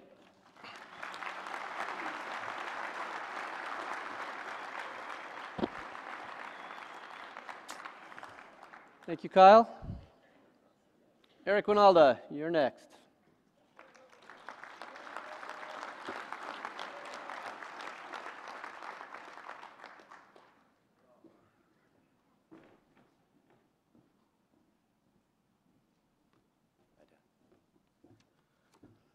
All of you. How many of you are ready for this to be over? That will not happen to me, the music. This will be quick. I promise you that. First and foremost, I want to thank my wife and my family for supporting me through this endeavor, because it has been, and as you all know, this has been quite an experience, and we've learned a lot from each other. As people who love this game, I think we're better for it. I actually do. We started a conversation. Actually 10, let's not forget Mark Warner, and God love him, Mr. Paul Lapointe. Stay off of Twitter, son. You really need to get off of that. I'm also going to take this opportunity, although this has seemed at times to be a very tumultuous and engaging experience. Thank you. Thank you. Sunil Gulati deserves a ton of respect for what he has done. And at times, this has looked like a fight. And when I was in Dubai and I met our president from FIFA, he told me, fight right to the end. Fight right to the end. I didn't know what he meant when he said it, but I certainly understand that now. But what I've also realized is that we have been in a fight with each other. The fight stops now. And not until we stop fighting with each other and start fighting together are we going to be a soccer nation. And are we going to be able to achieve and realize our potential as a soccer nation? We have it. We have the capability to be so much more. I think we've always known that. The one thing I will ask you today, I think we've been all through the topics. I think we understand the magnitude of the decision today. It is about change, and we've heard that word revolution. This is not a revolution. This is an evolution. We have come a long way. I believe we've hit the ceiling. But that's not something that we should disparage. It's something we should celebrate. We're ready for a new chapter. We are. I can see your faces. We all want the same thing. And we can be so much more. You know, when this thing started, I had my ideas about who we are, and I've learned so much from you guys. You're wonderful people. You care about this game immensely. You've proven that time and time again. I could go through all the places I've been and the faces I've seen, and we love this game. And if you do truly love this game, prove it. Prove it now. Take all of the factors that you're thinking about now. Think with your heart. Vote with your heart. I think it's pretty clear if we think with our mind right now, we'll overthink it. And that's where I think we got. Whatever happens today, we need to remind ourselves that we only have a future if we do it together. We can do that. We will do that. And it's really about belief. Okay, the music did start, so that will be the last you hear from me today. But there is a tomorrow. Let's make it a good one.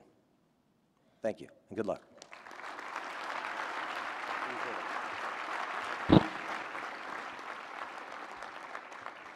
Thank you, Eric. Seventh on the list, Hope Solo. Hope, come on up.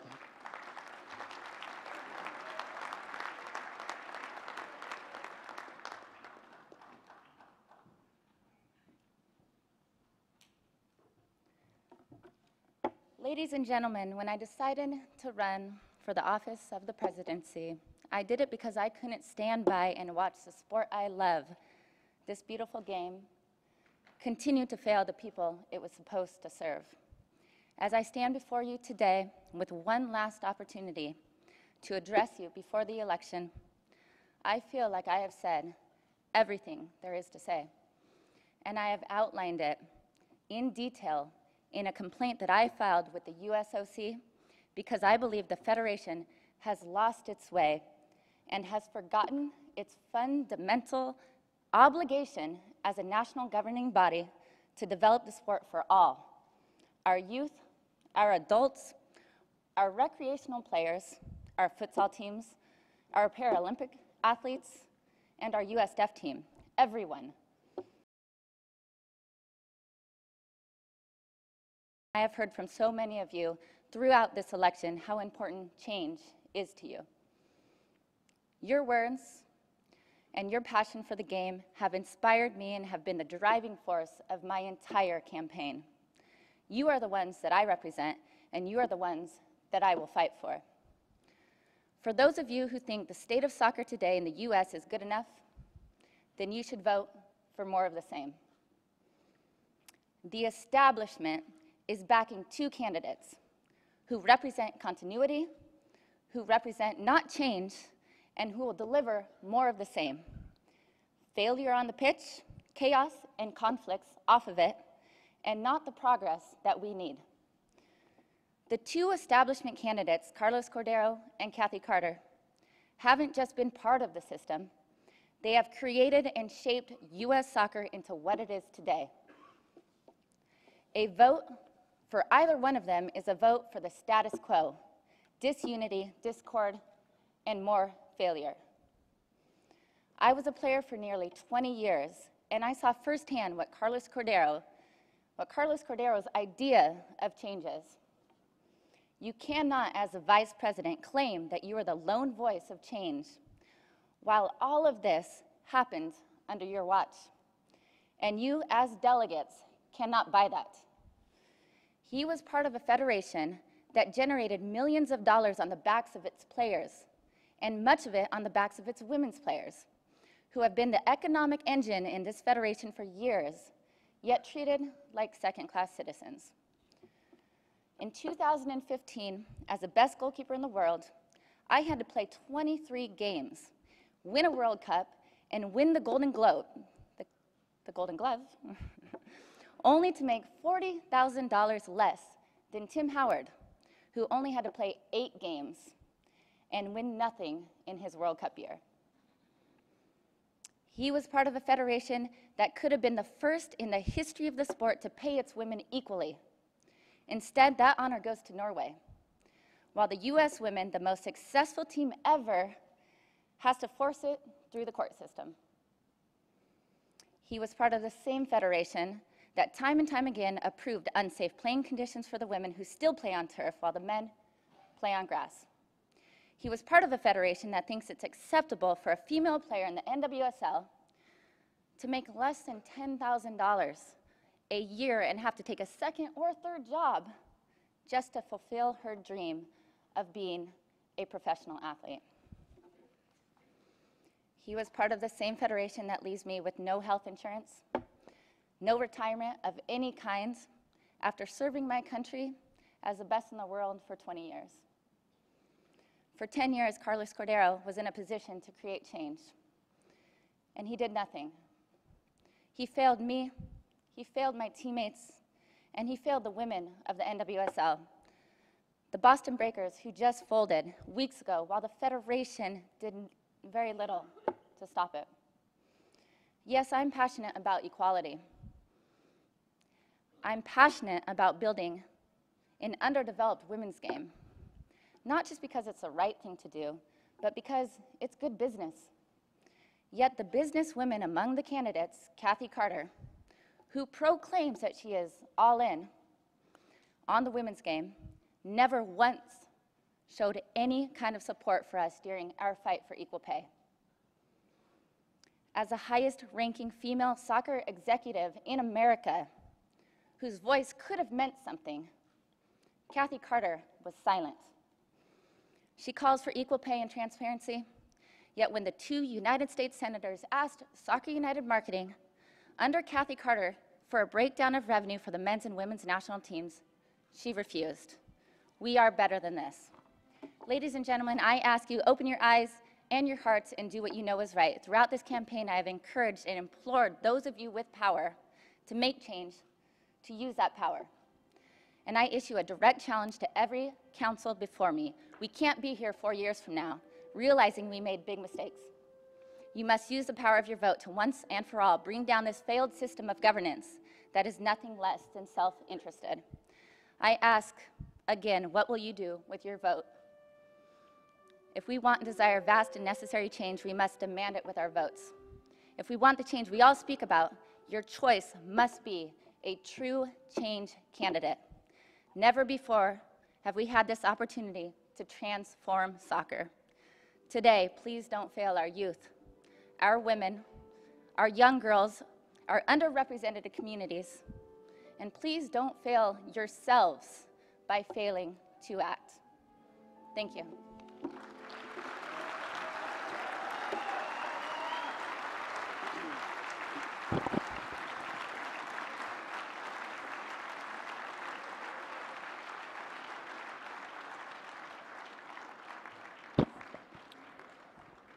Okay, thank you, Hope. Carlos Cordero.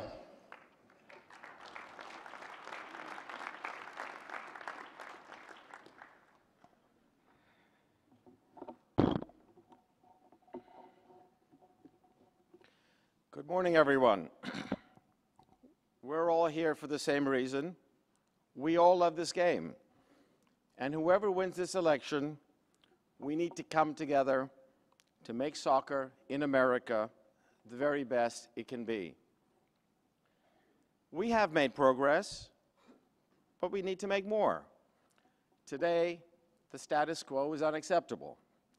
U.S. soccer needs to change. Transformational change. This vote comes down to one simple question. Who can actually deliver that change?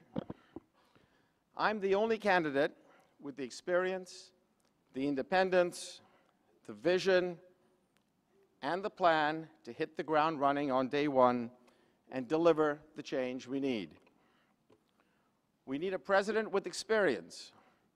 For 8 years, I was your independent director. As your vice president, I have worked hard to improve oversight and accountability.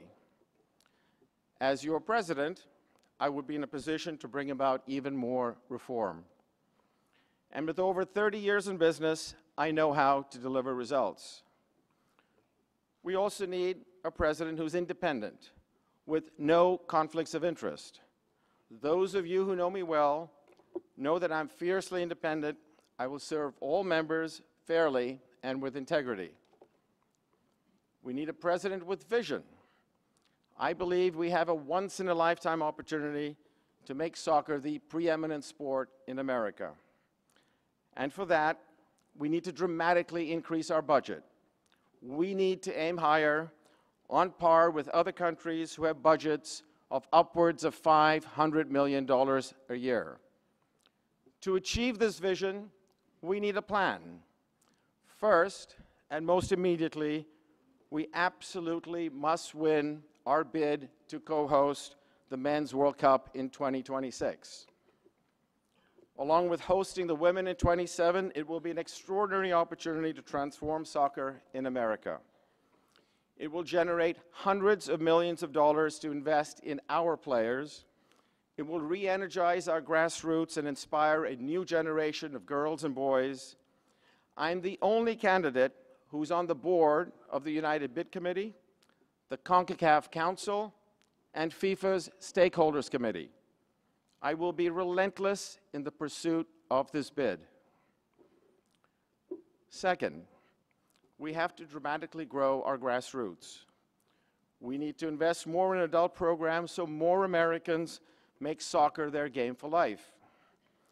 For our youth, we need to level the playing field for all competitors.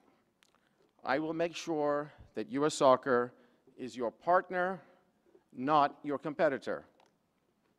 We need to work together to bring the millions of unaffiliated youths into our ranks. But for that, we have to make soccer more affordable, reduce the cost of coaching education, and recruit and retain more referees. And we need multiple pathways to develop the next generation of elite players. That includes a well-funded ODP for all our members. Third, we need to continue to invest in world-class national teams. We have to find the very best general managers for our women and our men, because soccer operations should be run by soccer experts. We have to reset how we work with our national team players. Our teams should never again question our commitment to equal pay and equal resources. And we have to increase support for all our national teams, our incredible Paralympians, beach, futsal, deaf, and power athletes. We have to continue to strengthen our men's professional leagues in all divisions and build the NWSL into the strongest women's league in the world. Finally, all these priorities depend on leadership that is open and inclusive, where we work with all our members before decisions are made, and where we make equality and diversity a priority across our federation. I want to close by making a promise. If elected, I will be your partner. I will listen. I will be inclusive. And I'll work with you to deliver the change we need together as one united soccer community. I'm asking for your vote, and I will be honored to have your support. Thank you.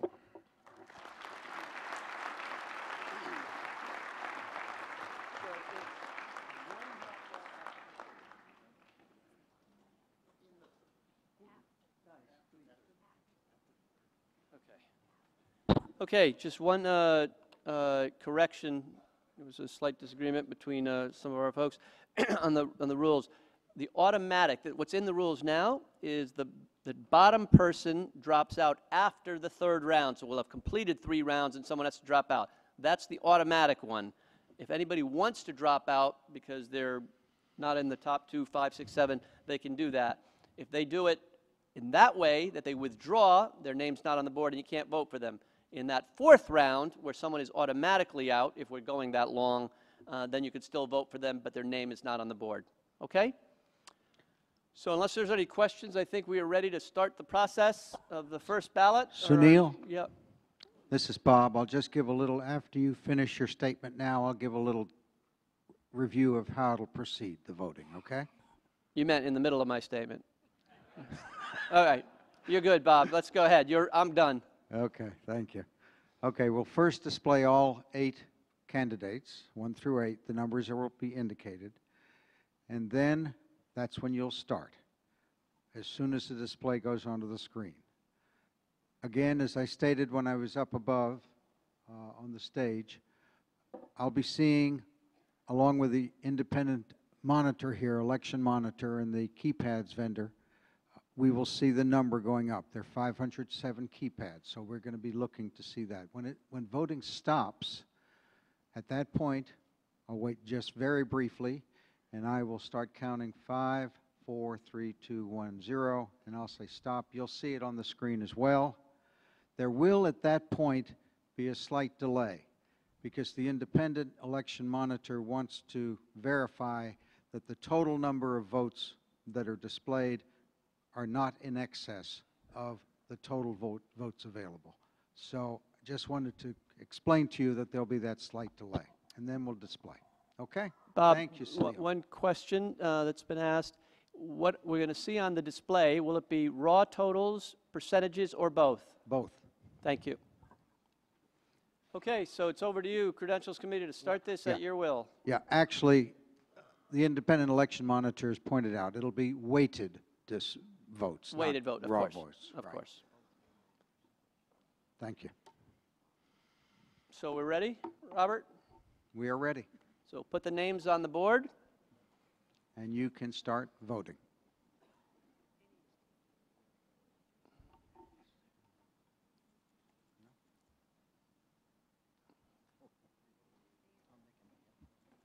I did.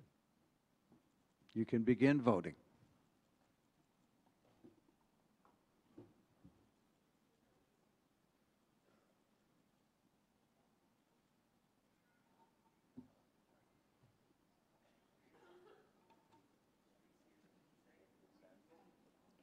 Bob, are a lot of people getting the screen that says please vote even after you push a button? Well, we're getting, it's clicking along here. You have to press send. Where is send? Oh. Ay, ay, ay. Now they're going to contest The that. votes are coming in, assuredly, I can tell you that. Okay. After you put your vote, hit send, it'll say received. You do not have to press send. He said you don't have to press send. Okay. It will say received on the screen. Right, and it only does that when you hit send.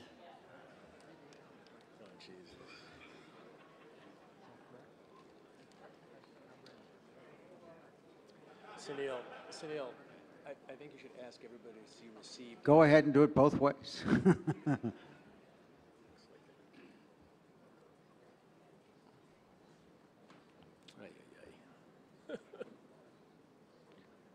For those of you who have not voted, press your number and press send.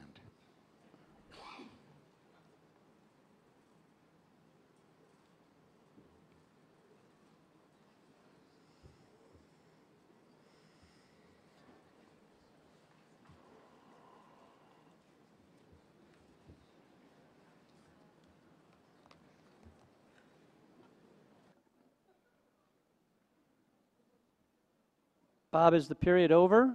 No.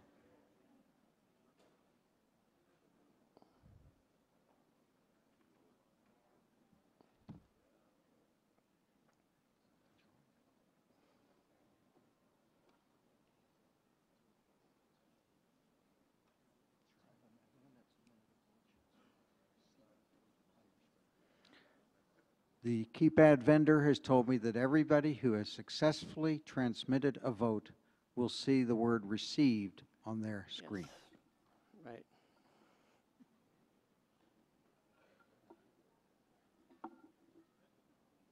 Everyone's got a received?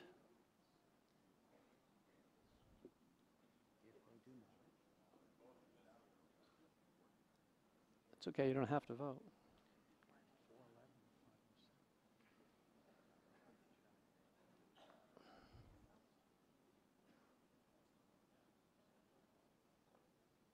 It's what? What's it at now?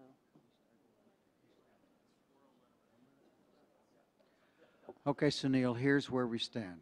And folks, here's where we stand. Not just Sunil listening, but everybody. We presently have 411 of 507 keypads reporting. We do not consider that to be adequate, and we are feeling here at this point with the keypads and the system that we should cancel these and start again. Right. Okay? So, Bob, can hang on, from operating this in some systems, when you push a number, the same number a second time, what's your last entry? It seems on these, if you push a second number, you get 24, for example, or 33. So should people only be pushing once and then hitting send? So right, so you're hitting, okay, so we're going to restart it. You're going to hit one number, and if you want to delete that number, you need to hit delete, which is very different on a different system. Put in the new number, and then hit send and have received, and hopefully we'll get better than 80% response from people in the room. Okay? I'm going to repeat exactly what Sunil said, just for the sake of emphasis. Press your number, and then press send. And then you'll see received on the face of the Tell us when we monitor. start. Begin now.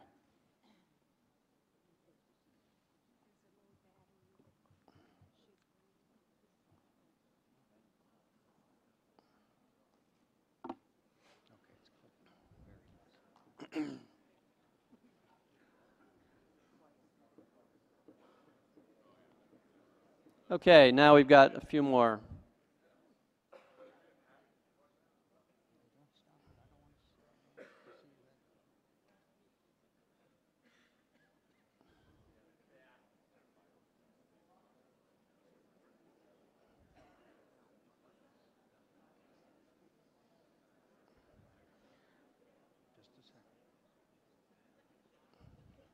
It is clearly working. 500 of 507 have voted.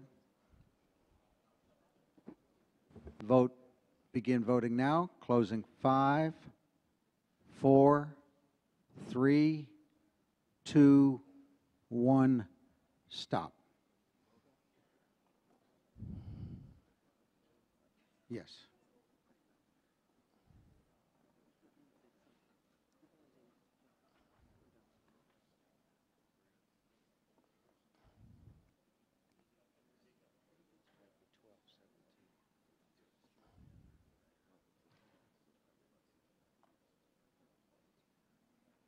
Robert, you'll give us a warning when these are about to come up?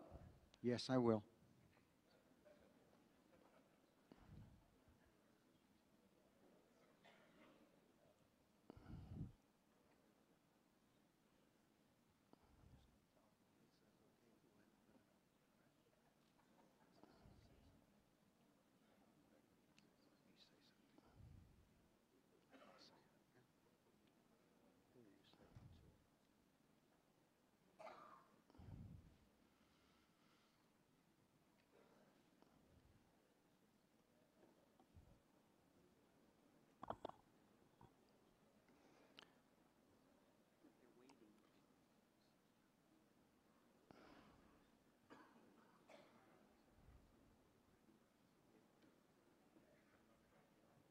I'm just looking at the FIFA abridged Robert Rules of Order, and apparently if it's not up within a minute, the incumbent retains the seat.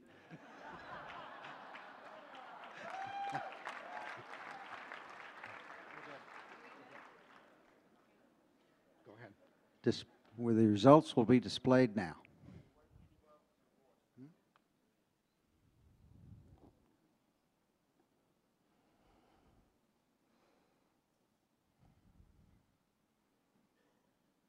Okay, so the results, obviously we do not have a winner.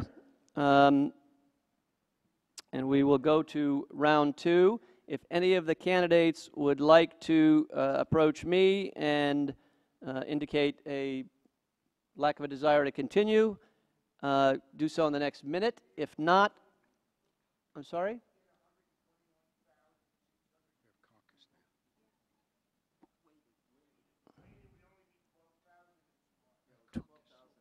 $1,200. I got it. So are these? Okay, so let me explain that. These are out to decimals. That's the point.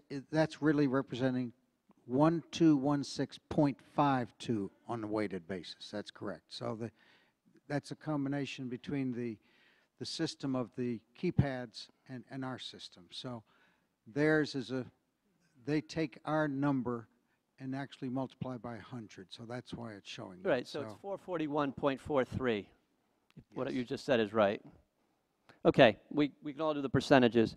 All right, so we will go in we have 15 minutes between rounds. In the first 5 minutes, if you would like to withdraw, please come and see me. Otherwise, we will start again with the second round of voting in 15 minutes from now.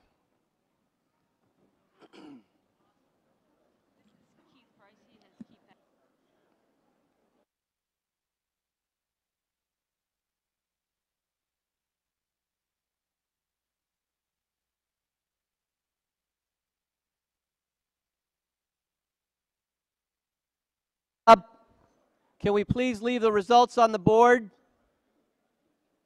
Let's leave the results on the board. Thank you.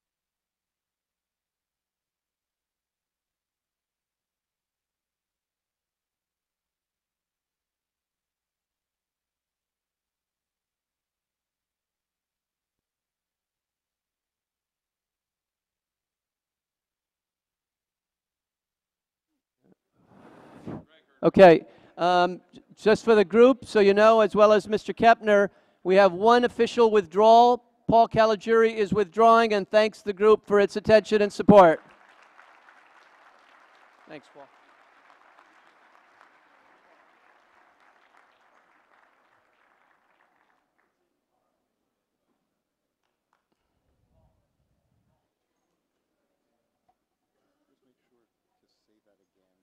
When we get going. Yeah, I got it. Yeah.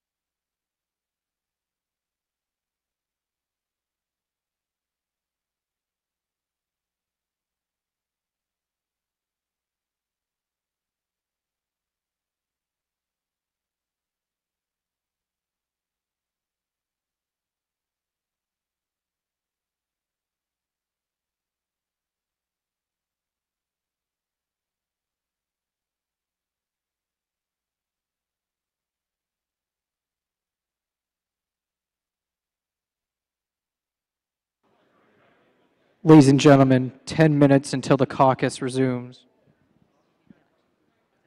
Resumes.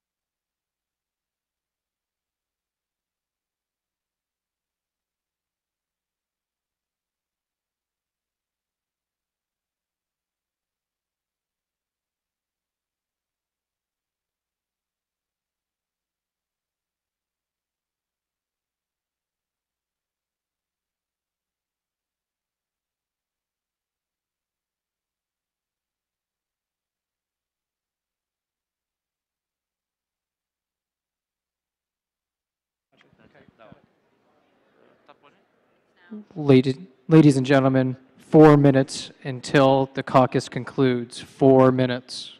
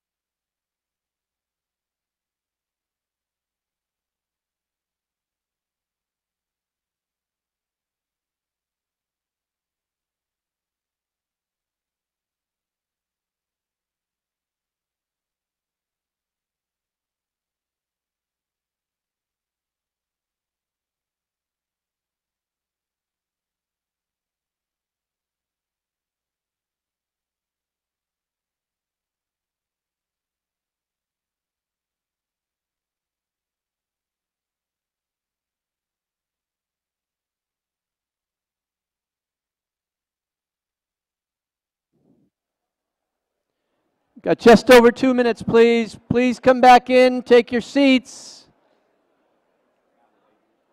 Take your seats, please. And let's put up the scoreboard again so people know.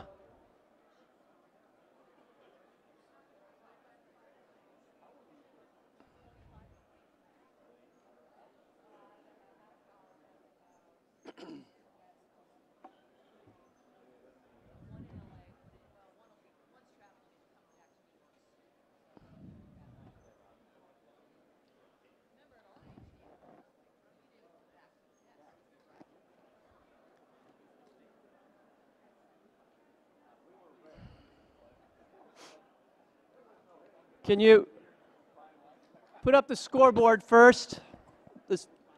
Put up the numbers from the first round. No? Okay.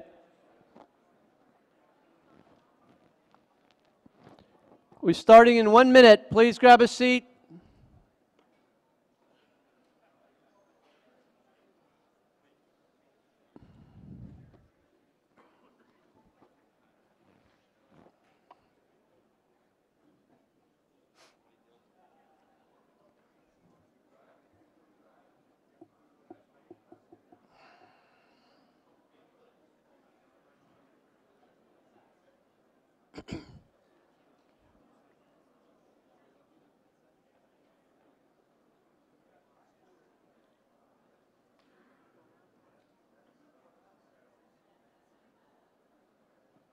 Okay, we're just about ready to get started. If you'd get your seats, please.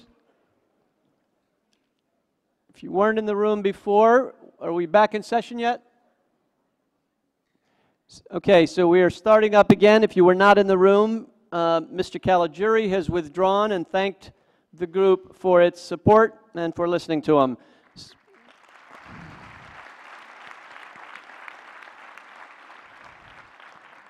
So his name is no longer on the list, and we are now 2 through 8. Mr. Kepner, it's back over to you to open the voting at your will. Okay, just again a review that when I just say start voting, then you press your vote number, press the word send, and the word receive should appear on your monitor. Let's begin voting now.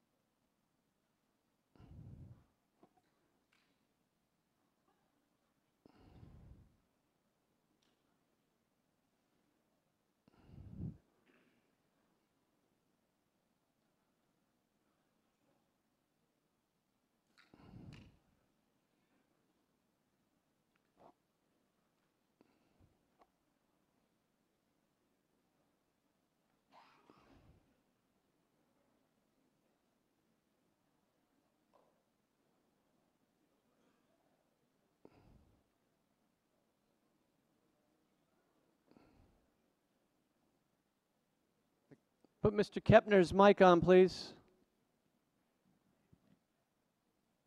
We'll start counting down now. 5, 4, 3, 2, 1, stop. Okay, and as previously mentioned, this will take a minute or so. Correct. Although, again, looking at these rules, in the second round under the FIFA rules, it's 30 seconds or the incumbent retains.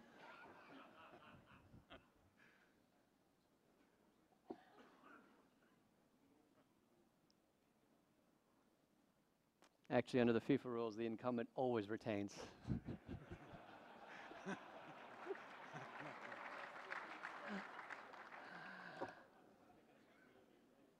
That is the only rule. Thank you, Michael.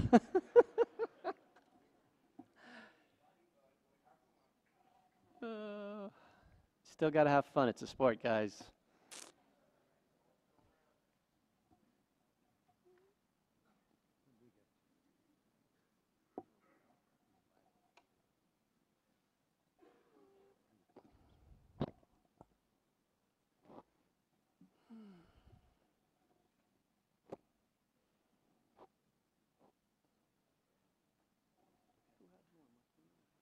will display now.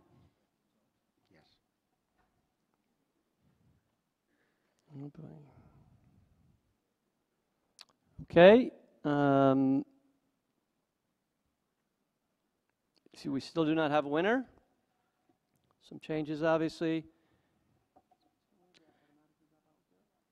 Okay, so there is no automatic dropout in this round. The only dropout is if someone volunteers to do so. So we will proceed to the next round, the third round. After that next round, the bottom two will in fact drop out. The only way someone drops out here is if it's on a voluntary and willing basis. So we will start a 15-minute break again, and if anyone wants to drop, I am at the microphone. And Sunil, based on your earlier statement, we will leave that on the screen now, correct? Yes, thank you. Leave that up there for a couple of minutes. I think that's a good idea. Thank you.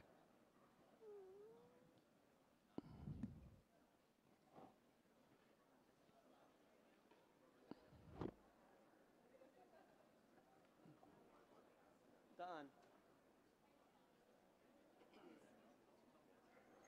You're up? Okay. Michael, stay there. I need somebody else to verify. He's dropping out. Ladies and gentlemen, quick announcement. Michael Winograd, who is here with me, has decided to withdraw and wants to thank you for your support and listening to him. Thank you, Michael. Thanks.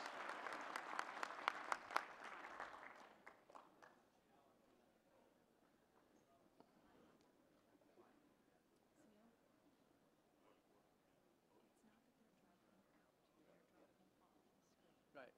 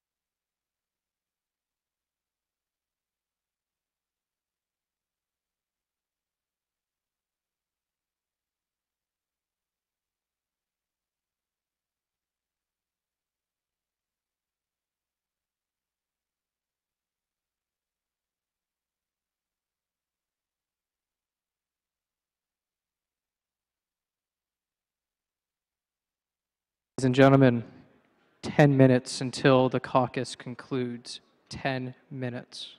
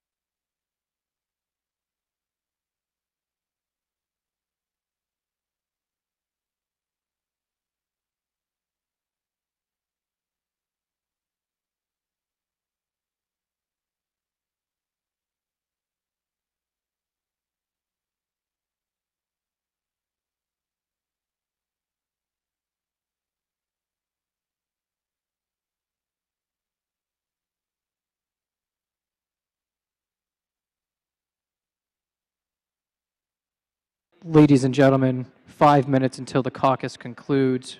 5 minutes.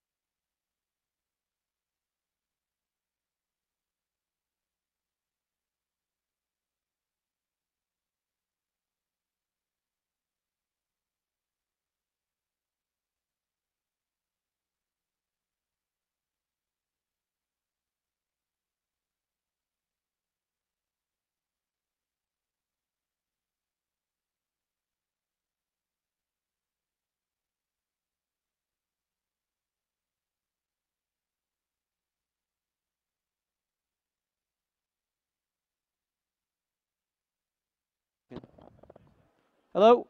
Okay, ladies and gentlemen, we have one additional announcement. Mr. Gantz is withdrawing and thanks you for his support and listening to him in this process.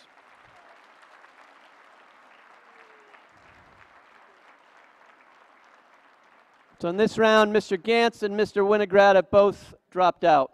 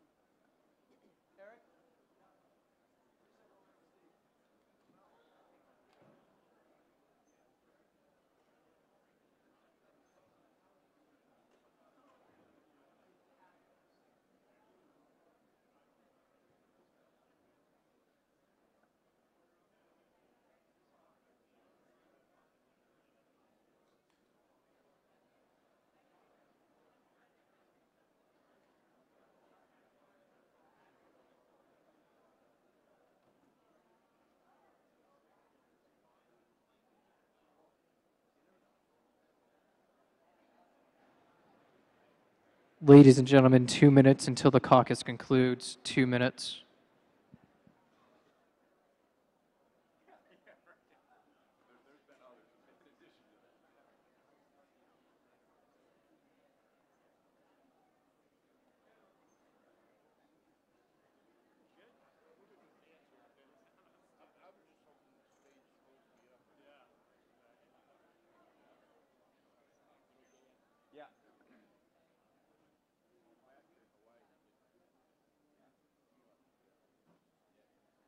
I do want to remind you that it's only persons with red lanyards that are allowed in the delegate area.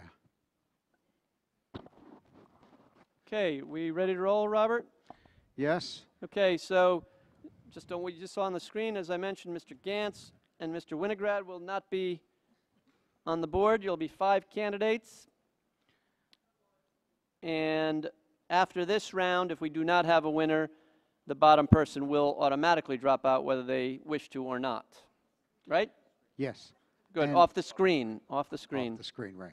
And okay. Also a reminder, be sure that you use one of the buttons associated with a digit, in this case, 4, 5, 6, 7, 8. Don't accidentally push 1, 2, or 3. So be sure to use the right one. And again, the same system that we used before. Press your number, press the word send, and the word receive should appear. Okay, we're ready to display.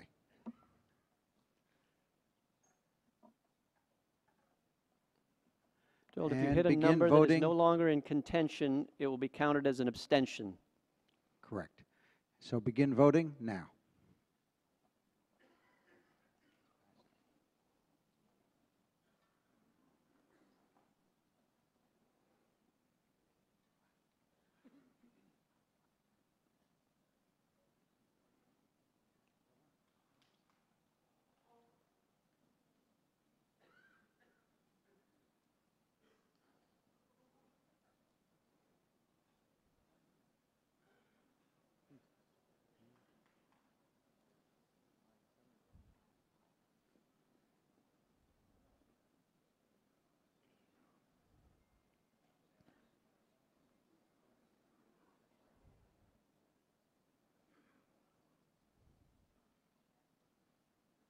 I'll start the countdown now.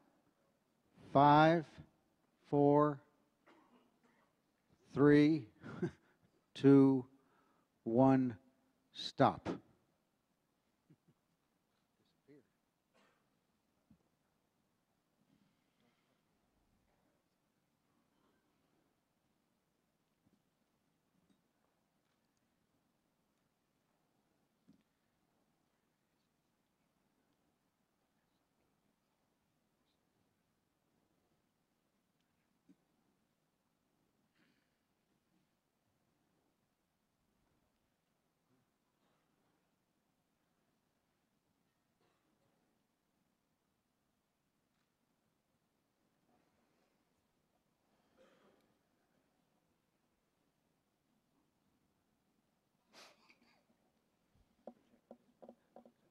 display the results.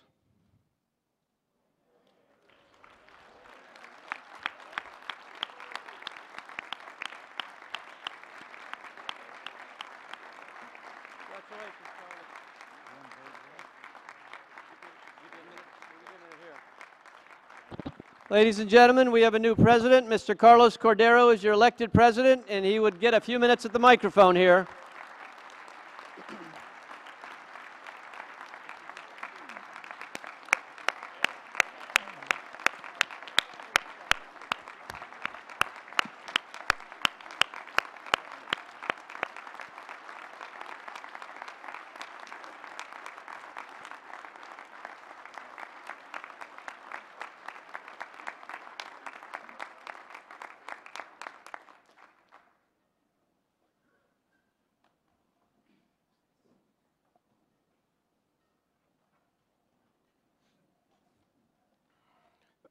Wow.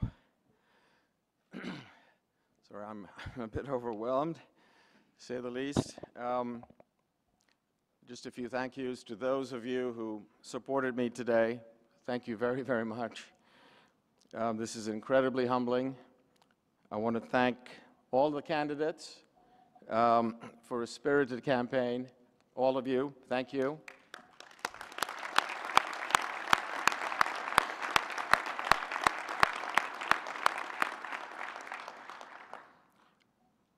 I'd like to thank our Sunil and our board for their tireless service. Sunil for introducing me to the game 11 years ago. To those of you who didn't vote for me, I'm going to work to earn your trust and your support over the next 4 years. I promise you I'm going to work together with all of you to bring us together as one united soccer community. Let's all leave this room today with that in mind. Thank you very, very much.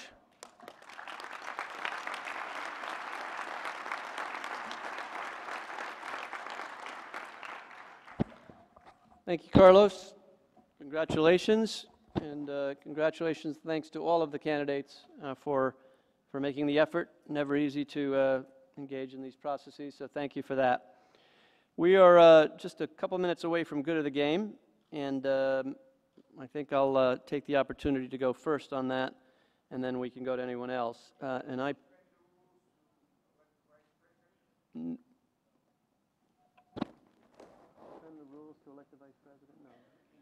No. Thank you for asking. We'll talk about the processes for that if we need to. A couple of things. One is I didn't recognize, because I didn't know he was here earlier, we've got a couple of guests from outside the country. Anton, where are you? Anton Seeley? Anton, where are you? In back. And Bruce Blake. Bruce, where are you? So, some of you have met them before. Bruce is the vice president of the Caribbean Football Union and the vice president of the Cayman Islands Football Association. Anton has been the longtime president of the Bahamian Federation, put on the Beach World Cup. Anton is also the person several years ago who was faced with a very difficult, impossible, easy decision when confronted with illegal activity in front of him. And the decision was easy for him, which was do nothing, do the wrong thing, and do the right thing. And do the right thing meant take nothing, report what happened. And in one of the cases, this very famous case of what happened in Trinidad with $40,000 being handed out to a number of people, Mr. Seeley is an absolute hero in that process. So Anton, on behalf of all of us, thank you for what you did to clean up the game. Anton, take a bow, man.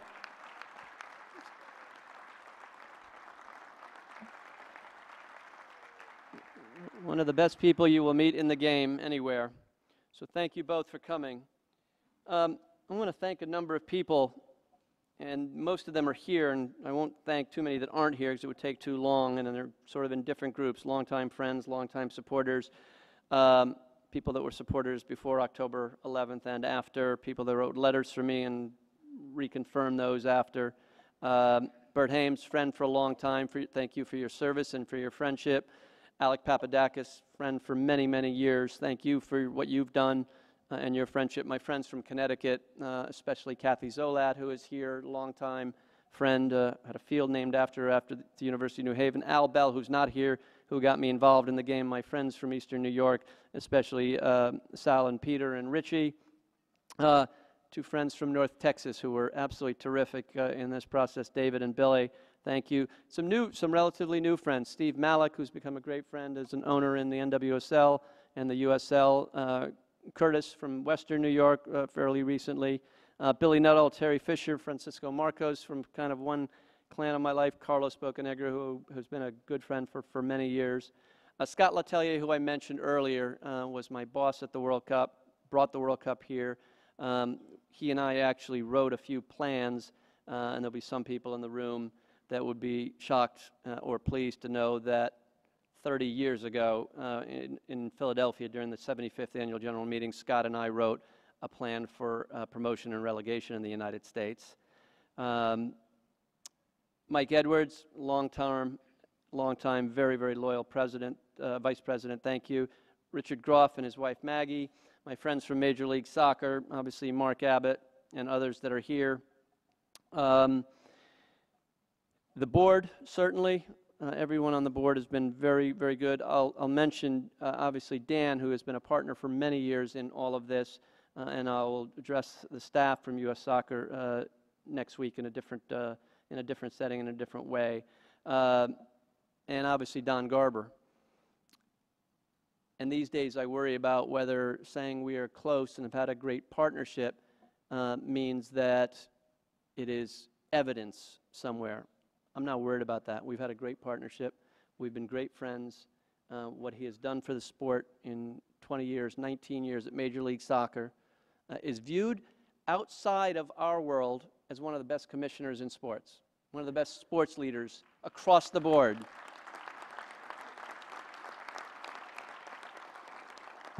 And what Major League Soccer has done in that period of time is outstanding. So to think that there is any, not any, we're all due for some criticism. The sort of criticism I see on social media or elsewhere is just mind-boggling to me. And lastly, and in many ways most importantly, two last thank yous. One is to my wife who is here. I can't say unequivocally that she has suffered while I've been on the road all that time. I think there's parts of it that were just fine for her, but she has been so supportive beyond belief. It would be hard for me to express all of that. Plus, she happens to be Mexican-born and a Mexican national, which leads to some interesting discussions at various points. The good news is there that she curses in Spanish, and my Spanish curses aren't, I don't understand what she says. A few of you friends that have cursed me in Spanish that understand I knew exactly what you're saying, please don't let her know that. So thank you, Marcella, love of my life.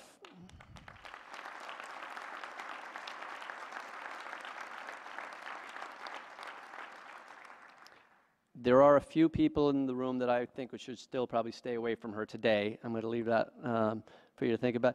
And lastly, most importantly, we are where we are, as I mentioned at the beginning of my first set of comments, through dozens of years of work by a lot of people. Some of you here for the first time, but you've been working at home, making the sport what it is. We couldn't possibly, the sport where it is now, couldn't possibly do what it does, be where it is, without volunteer hours. It would just be too expensive. We couldn't do it. So to think that we'd make everyone a professional, and we're not that. And the backbone of the game in so many places across the country, even if you've got an executive director, even if you've got a CEO that's paid, or a club CEO that's making $150,000, and you're a volunteer running a different club saying, wow, that's not particularly fair. That's where most of us started. I went in reverse. I started when I was very young, and then I stayed involved later on when my kids played, and they loved the sport. So really, from the bottom of my heart, thank you for everything you do, and some people in the room are executive directors, so you do get paid. But when I look around, most of you are not, and you do this hours, dozens of hours, hundreds of hours, thousands of hours every year for many years. And hopefully we can get you involved in the World Cup effort if we're that successful, and a little bit of the glory that goes along with that, again, as a volunteer. And I know most of you will want to do that. And we'll get you involved in other ways as long as June 13th goes our way, and I'm convinced it will. So thank you for helping us get the sport, for allowing us to partner with you in getting the sport to where it is today. And thank you in advance for helping us take the sport to even further heights in the next few years. Thank you.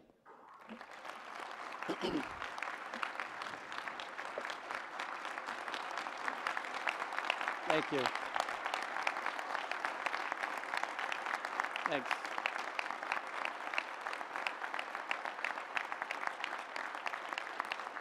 Thank you.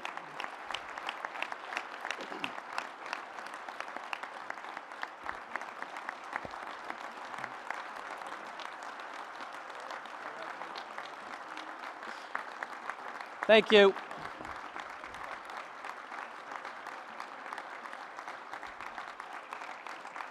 Okay.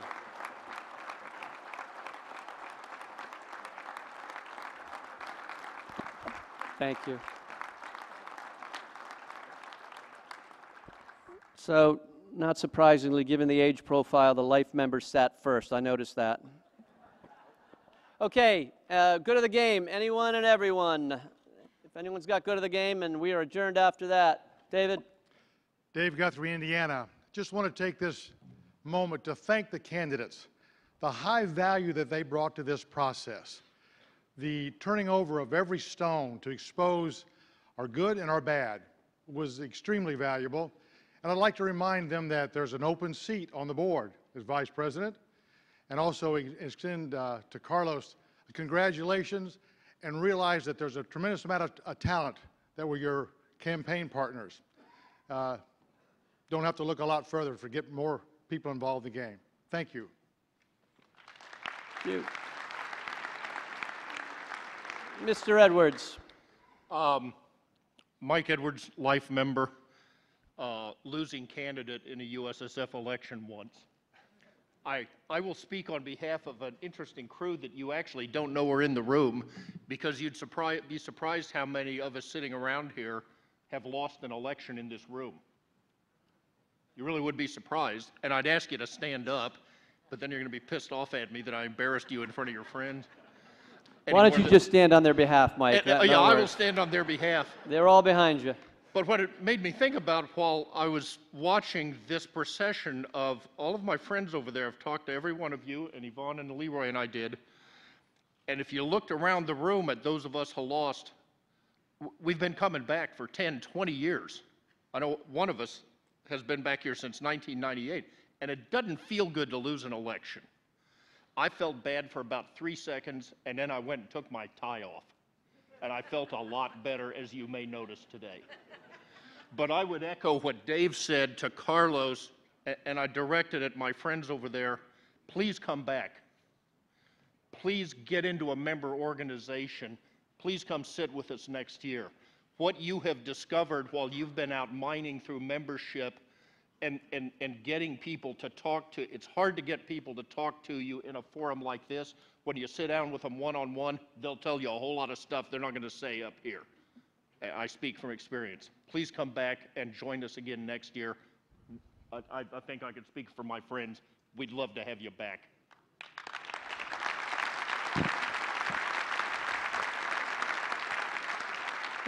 Thanks, Michael. Chris Ahrens. No, somebody on the other side. Yes, go ahead. Tom Moore, Cal North. Quick question and then a slightly longer comment. Since we're all national delegates, we have a bit of a fiduciary duty, and so I'm wondering when the 2017 financial audit might be released. That's the question. And then a comment. Part 8 of USSF Bylaw 301 says the National Council shall have the authority to adopt policies and rescind or amend policies adopted by the board. I went to some of the websites of nonprofit organizations that exist to help other nonprofit organizations be better in a variety of ways, just to see what topic areas they recommend should be covered. came up with a list of about 50 to 60 different policy topic areas. Went to look and see if I could find what our policies were for each of those topic areas. Was only able to find policies available for 23 of those topic areas. That doesn't mean that there aren't some sitting in Chicago in a filing cabinet somewhere. So, for example, couldn't find a cybersecurity policy, couldn't find a privacy policy, couldn't find a record retention and destruction policy, couldn't find a confidentiality policy. I won't go on with the list. My point is that we as National Council members need to be engaged in policy making. If we want change in the organization, we can propose policies.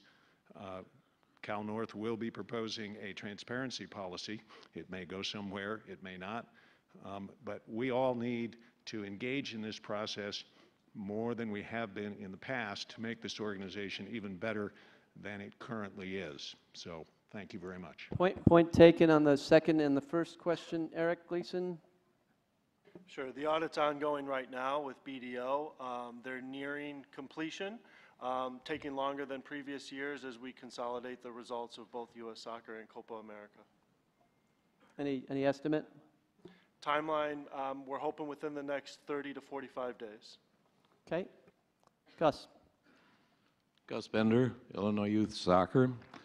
This past year, we lost a great visionary and a great volunteer involved in soccer, Julius Roth. He was involved, he's one of the founders of USYS, also Illinois Youth Soccer, and the most important part of it, he started a women's league, which is one of the largest now in Illinois with over 1,200 teams, and he was a great visionary, and I just wanted to recognize him here at this forum. Thank you. Thank you, Gus.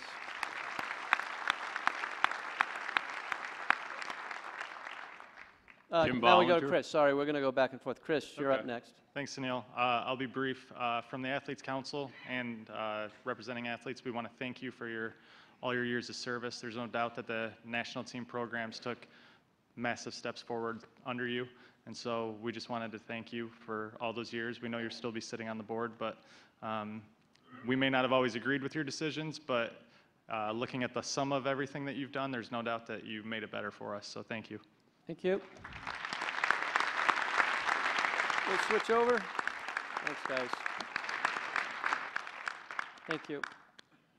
Jim Bollinger, Eastern Pennsylvania Soccer Association. 3 brief things. First of all, on behalf of the adult organization Eastern Pennsylvania, thank you, Sunil, for all your blood, sweat, and tears, hard work, and effort over the past 12 years. Secondly, thank you to all the candidates. As Mike Edwards said, hopefully you'll get involved and contribute and not just disappear. I thank you on behalf of my organization for all your hard work and efforts also over the last several months. And last but not least, Sunil, to offset an impolitic comment you made earlier in the presentation when you referenced Mr. Kraft and the New England Patriots, fly, Eagles, fly.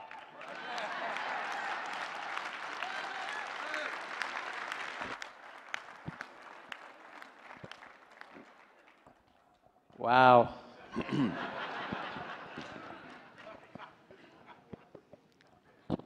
Okay. That hurt. That hurt. But you know what hurts more is when I'm wearing those 5 Super Bowl rings and I got to walk around. Jesus. All right, Derek. I'm wondering how it is you have Super Bowl rings, but we'll talk about that later. Derek Barraza, Cal South, and on behalf of Cal South Youth and Adults, I'd like to thank you, Sunil, for your years of service to the institution that we all love so much and the game that is so important to all of us. I'd also like to express thanks to Dr. Bob and to Donna Shalala for their years of service as well. I know that we have moved forward, and it's now an opportunity for us to move forward with Carlos at the helm, and we're looking forward to working with Carlos. And finally, I would like to also thank the candidates.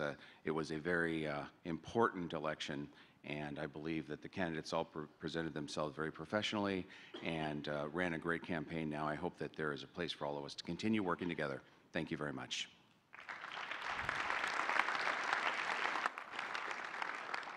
Kevin Payne, U.S. Club Soccer. On behalf of my organization, but also on my own behalf, I just wanted to say a couple of quick words, somewhat redundant, We're all feeling many of the same emotions here today. It's a very transitional meeting, and that happens every once in a while, not all the time. I would like to thank a couple of people who are going to be leaving the stage. I want to start by thanking Donna Shalala, one of the most distinguished public servants in America over the last 25 years. I'm not sure that we all appreciate how lucky we were to have her time, but Donna, thank you very much. I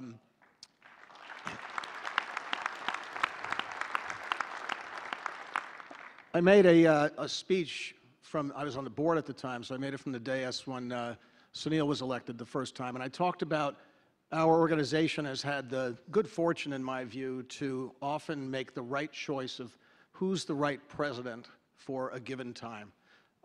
When I joined the Federation, Werner Fricker was the president. Werner Fricker was a man who was ferociously committed to moving the sport forward in our country and just incredibly stubborn about it. And frankly, that's what the organization needed at the time. We had nothing in the way of resources. We were tremendous underdogs in every sense of the word, but Werner Fricker would never accept failure. Werner's successor was Alan Rothenberg. It was time for our sport to grow in a different way. Alan had a different view. He had a different level of experience. He brought different sensibilities to the job, and he moved us forward and delivered a phenomenally successful World Cup in the process. We then moved into a period where we were beginning to mature, and we had a healer as our president in Dr. Bob Contaguglia, who did a great job of helping us through some pretty stormy times, but eventually brought us together and spent a great deal of time on some pretty non-sexy stuff having to do with governance and so forth. And Dr. Bob will be leaving the stage today. He won't be leaving the game because he's still got that 12 and under team that he's coaching in Colorado. But Dr. Bob, thanks very much. Carlos, you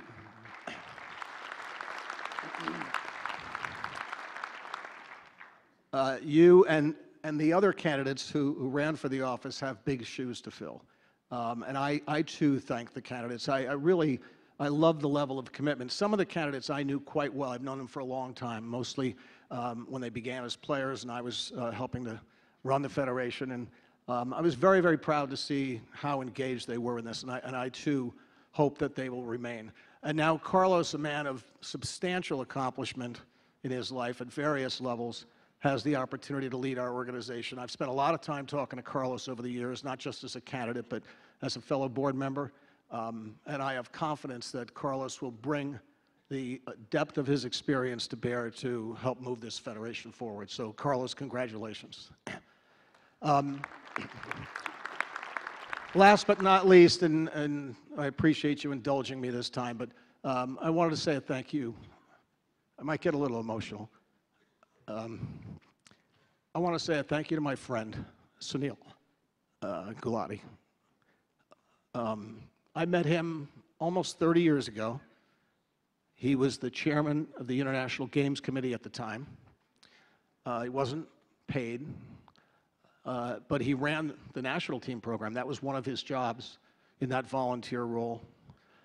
I had the great pleasure to work with him all these years since, trying to move the game forward. I know of no one who has made greater personal sacrifice for this game than Sunil. And we'll talk more privately, but thank you very much for everything. Thank all of you for a great AGM, and we'll see you all next year.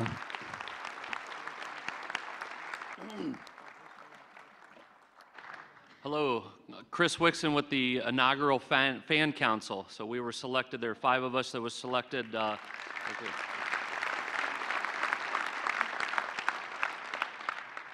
Five of us were selected by the U.S. Soccer supporters group. We're the crazy folks that travel the world and sit in the stands and yell and scream and follow both the men's and women's team no matter where they go. Just wanted to say thank you for giving us an opportunity to have an official voice of the fan in the process. This was interesting as our first one, but we're very excited and just want to thank everybody for allowing us to have an official voice of the fan in the whole process of the Federation. Thank you.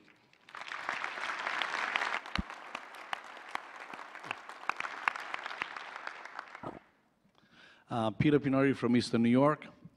Couple things I need to say. Hopefully I'll get through it, but number one, this is my 25th time that I came to these meetings, and I want to take this opportunity to thank Sal and the board of Eastern New York for giving me that privilege to do so. Number two, of course, I want to congratulate Carlos Cordero on becoming a new president. Hopefully we'll go forward, and Carlos, I would, if I was in your shoes, I would listen to the person to your right, he's still on the podium, what I consider my friend Sunil. Sunil is incredible, I think. But I want to say, I don't want to break down, but I want to say he took us from the dark ages to where we are today. I know there was a lot of people there helping him along the way. You know, the John Maras, Richard Groff, and so forth and so on, and our past presidents. But Sunil is unique. The way he runs a meeting, and he showed that today, is I have never seen anybody do that, and I've been in the corporate world all my life. I want to thank you from the bottom of my heart, Sunil, for what you have done. Thank you.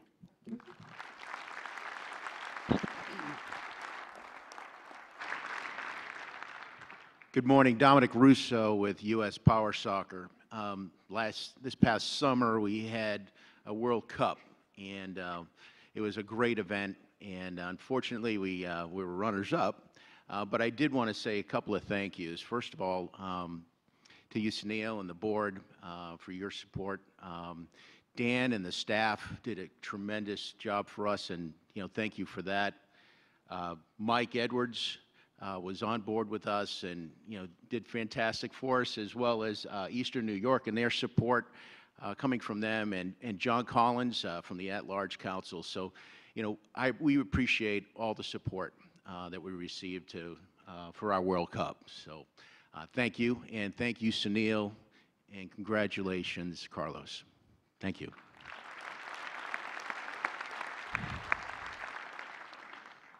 Jeff Riebel with Colorado Soccer Association. First, we do want to thank Sunil as well. His service has been remarkable, and the game is much better for what he has done. We also want to thank the board members for all they have done. U.S. Soccer is in a significantly better condition now than it was a few short years ago. We want to thank all the candidates for their time in listening to us and discussing issues. I think we will be a better association because of them as a collective group. And last but not least, we want to thank our native son, Dr. Bob Cantaguglia, for his 28 years of serving youth and the Federation and his U12 team, and we look forward to using him as a resource in the coming years.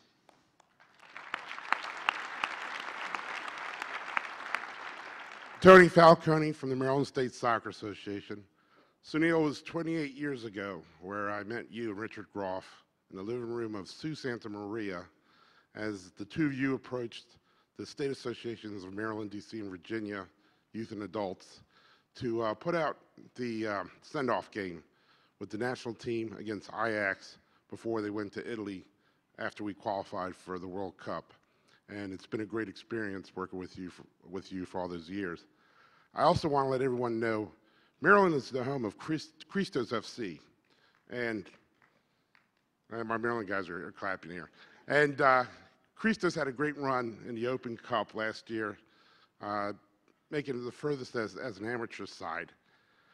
We had, they were stopped by DC United, who has won the Open Cup many times, as well as I think the MLS Cup a couple of times as well. Actually 4 times that they won that cup. And there was great atmosphere at the Maryland Soccerplex, where more than half of the stadium was in neon green to support Christos. And I bring that up because the Open Cup has a great history in our country, in our association. And I want everyone, if you have an Open Cup in your neighborhood, in your state, go out and support the teams, whether it's an amateur team or whether it's a pro team. We need to support this competition and keep it going as it's been for almost over 100 years. Thank you again, Sunil.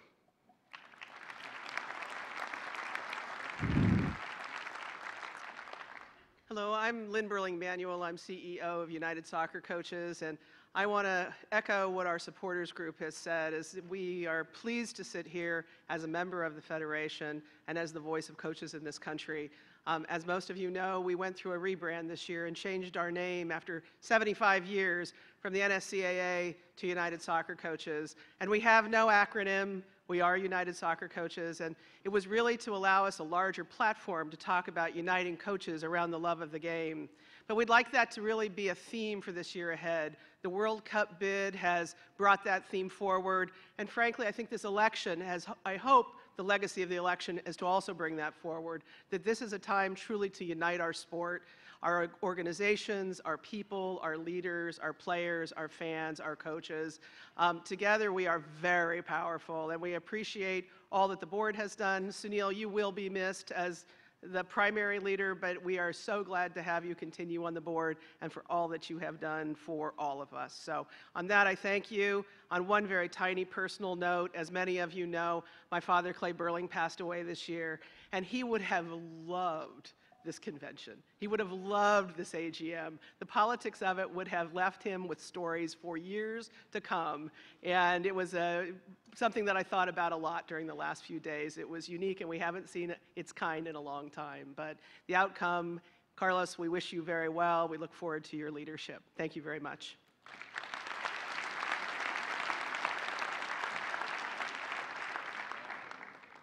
David, and then Hank. I heard that. Oh boy, here we go. Here we go. Dave Larimer, West Virginia. So I didn't say the other thing. I just said West Virginia. Sunil, thank you. We haven't always agreed, but we've always been honest with each other, and I respect that. Carlos, good luck. To the candidates, I echo what has been said, especially by Mike. Please don't be the last time we see you. Get involved. There is an open seat on the board. Get involved. And if you want, we got an AGM in West Virginia in about a month. We got some open seats. Come on down to West Virginia. We'll put you to work. And also, I don't know if this is a record attendance or not, but it looks pretty well like it might be. It is. And I would say, a lot of people came for all the circus. But there's a lot of important work going on. Don't make this the last time you all come. Come back. Even if it looks like there's not a whole lot to go on, because you learn a lot from each other. So I invite the candidates to come back, and I invite all the delegates that may be here for the first time, or all the states that just usually send one that brought their full complement. Please do it again.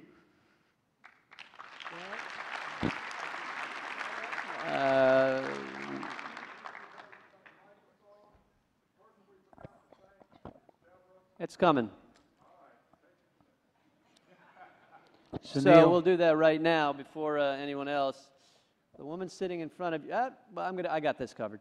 The woman sitting in front of you, Deborah, has been with us for 31 years, coming to our AGMs and doing what she does, which is the transcription services both for the board and for these council meetings, and we can't thank you enough, Deborah.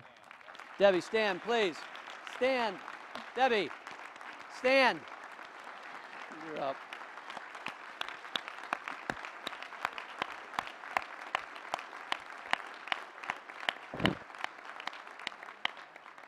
Just as a side note, not everyone on our board knew that yesterday was her last board meeting, and early on in the meeting, she said, I didn't get that, and I said, look, if you make a mistake on this is your last day, and I was like, oh, Jesus, this is getting tough. Sunil? Yes. This is Bob. I just want to congratulate the entire crowd here. Of the 507 keypads, the first round, 504, the second and third, 503. So 99% plus participation. Congratulations. Great. Thank you.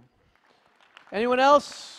Sunil, on behalf of the whole Youth Council, congratulations. Thank you for your service. Donna, for your service. Dr. Bob, I know we moan and groan a lot, but we really appreciate what you've done for the association through the years.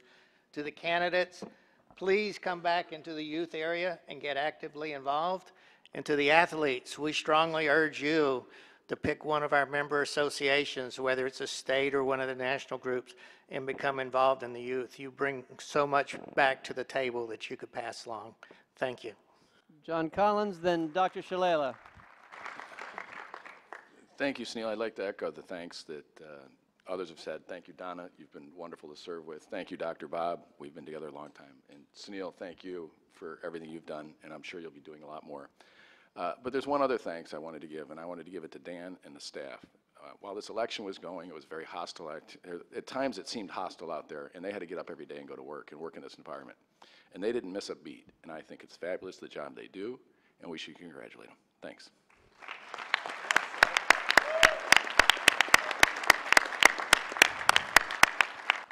Dr. Shalala. Thank you very much, Sunil. I realize that elections are sometimes messy. I've been through worse. I actually thought this was a pretty classy operation, and I admired the candidates for putting themselves forward, particularly the athletes that spoke the way they played with a kind of fierceness and a desire to make us number one. I want to congratulate Carlos. He will do a wonderful job, and I want to say something in a minute about Sunil. I was recruited for the independent director actually by Julie Foudy. Sunil apparently said to her, okay, we're going to have independent directors. You got to find a woman of some stature. So Julie called me and I said, you got to be kidding. I met Julie with Carla Overbeck and Brianna Scurry in 1998. They actually, I was Secretary of Health and Human Services. They came because they were starting the roll-up to the the wonderful 99 World Cup. And they hustled me out of a few $1 million to, as they did later with many others, out of a few $1 million actually to roll out a campaign for young girls. We called it Girl Power. And we had posters, and I remember the posters. They said, smoke your opponent, not cigarettes.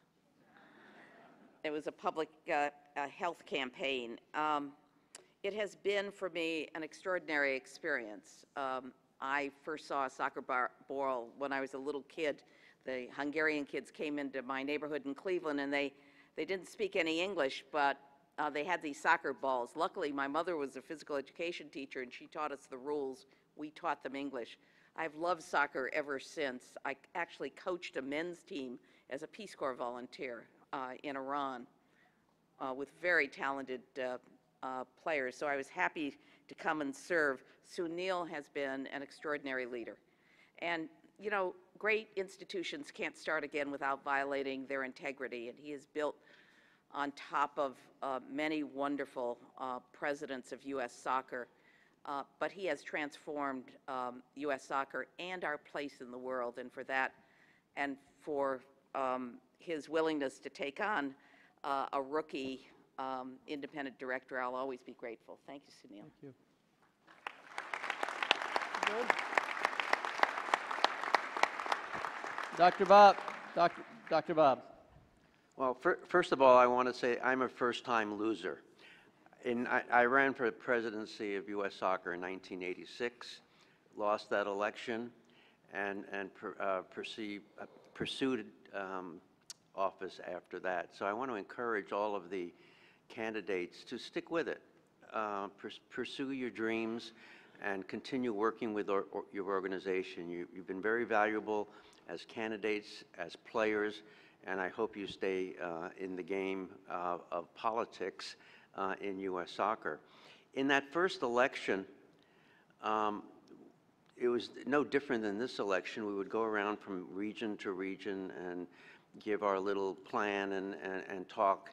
And in Region 1, I was challenged by this very smart young person from Connecticut, and we had a go at it. And I don't know who won the debate, but I did lose the election, and that person was Sunil. We first met back then as adversaries. Since then, we've grown together within the game and building this sport. And I cannot think of anyone else who has been more successful on and off the field than him. And we may disagree on things, but we all want the same outcomes, and we've always felt that way. So, Sunil, congratulations. And I don't like moving off the dais, but you replaced me well as immediate past president. Thank you. Thank you. Commissioner, hang on. Anybody else in the back? Don Garber.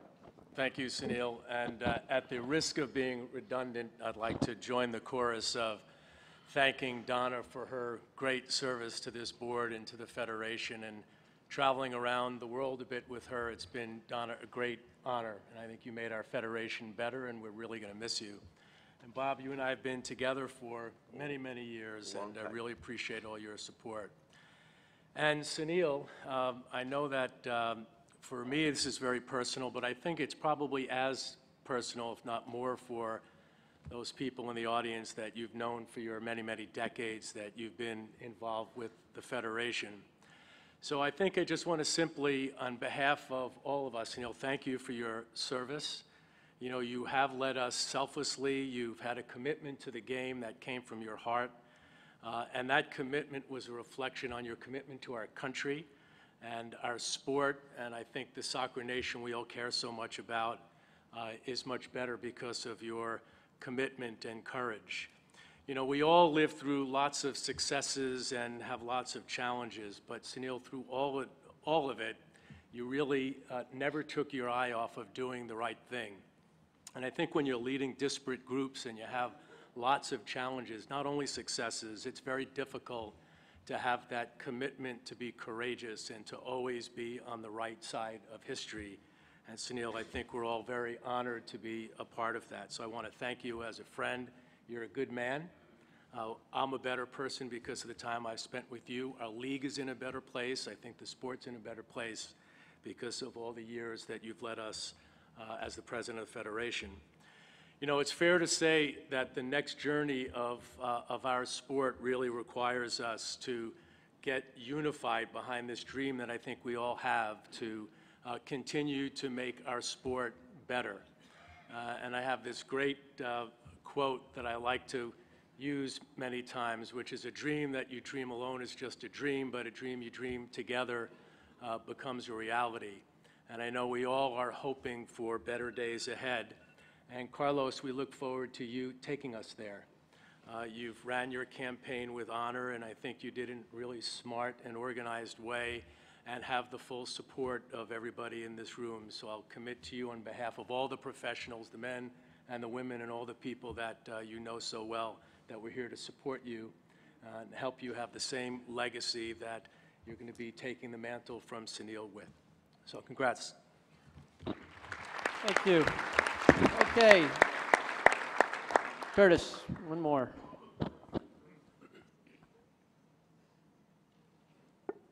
Should be okay now.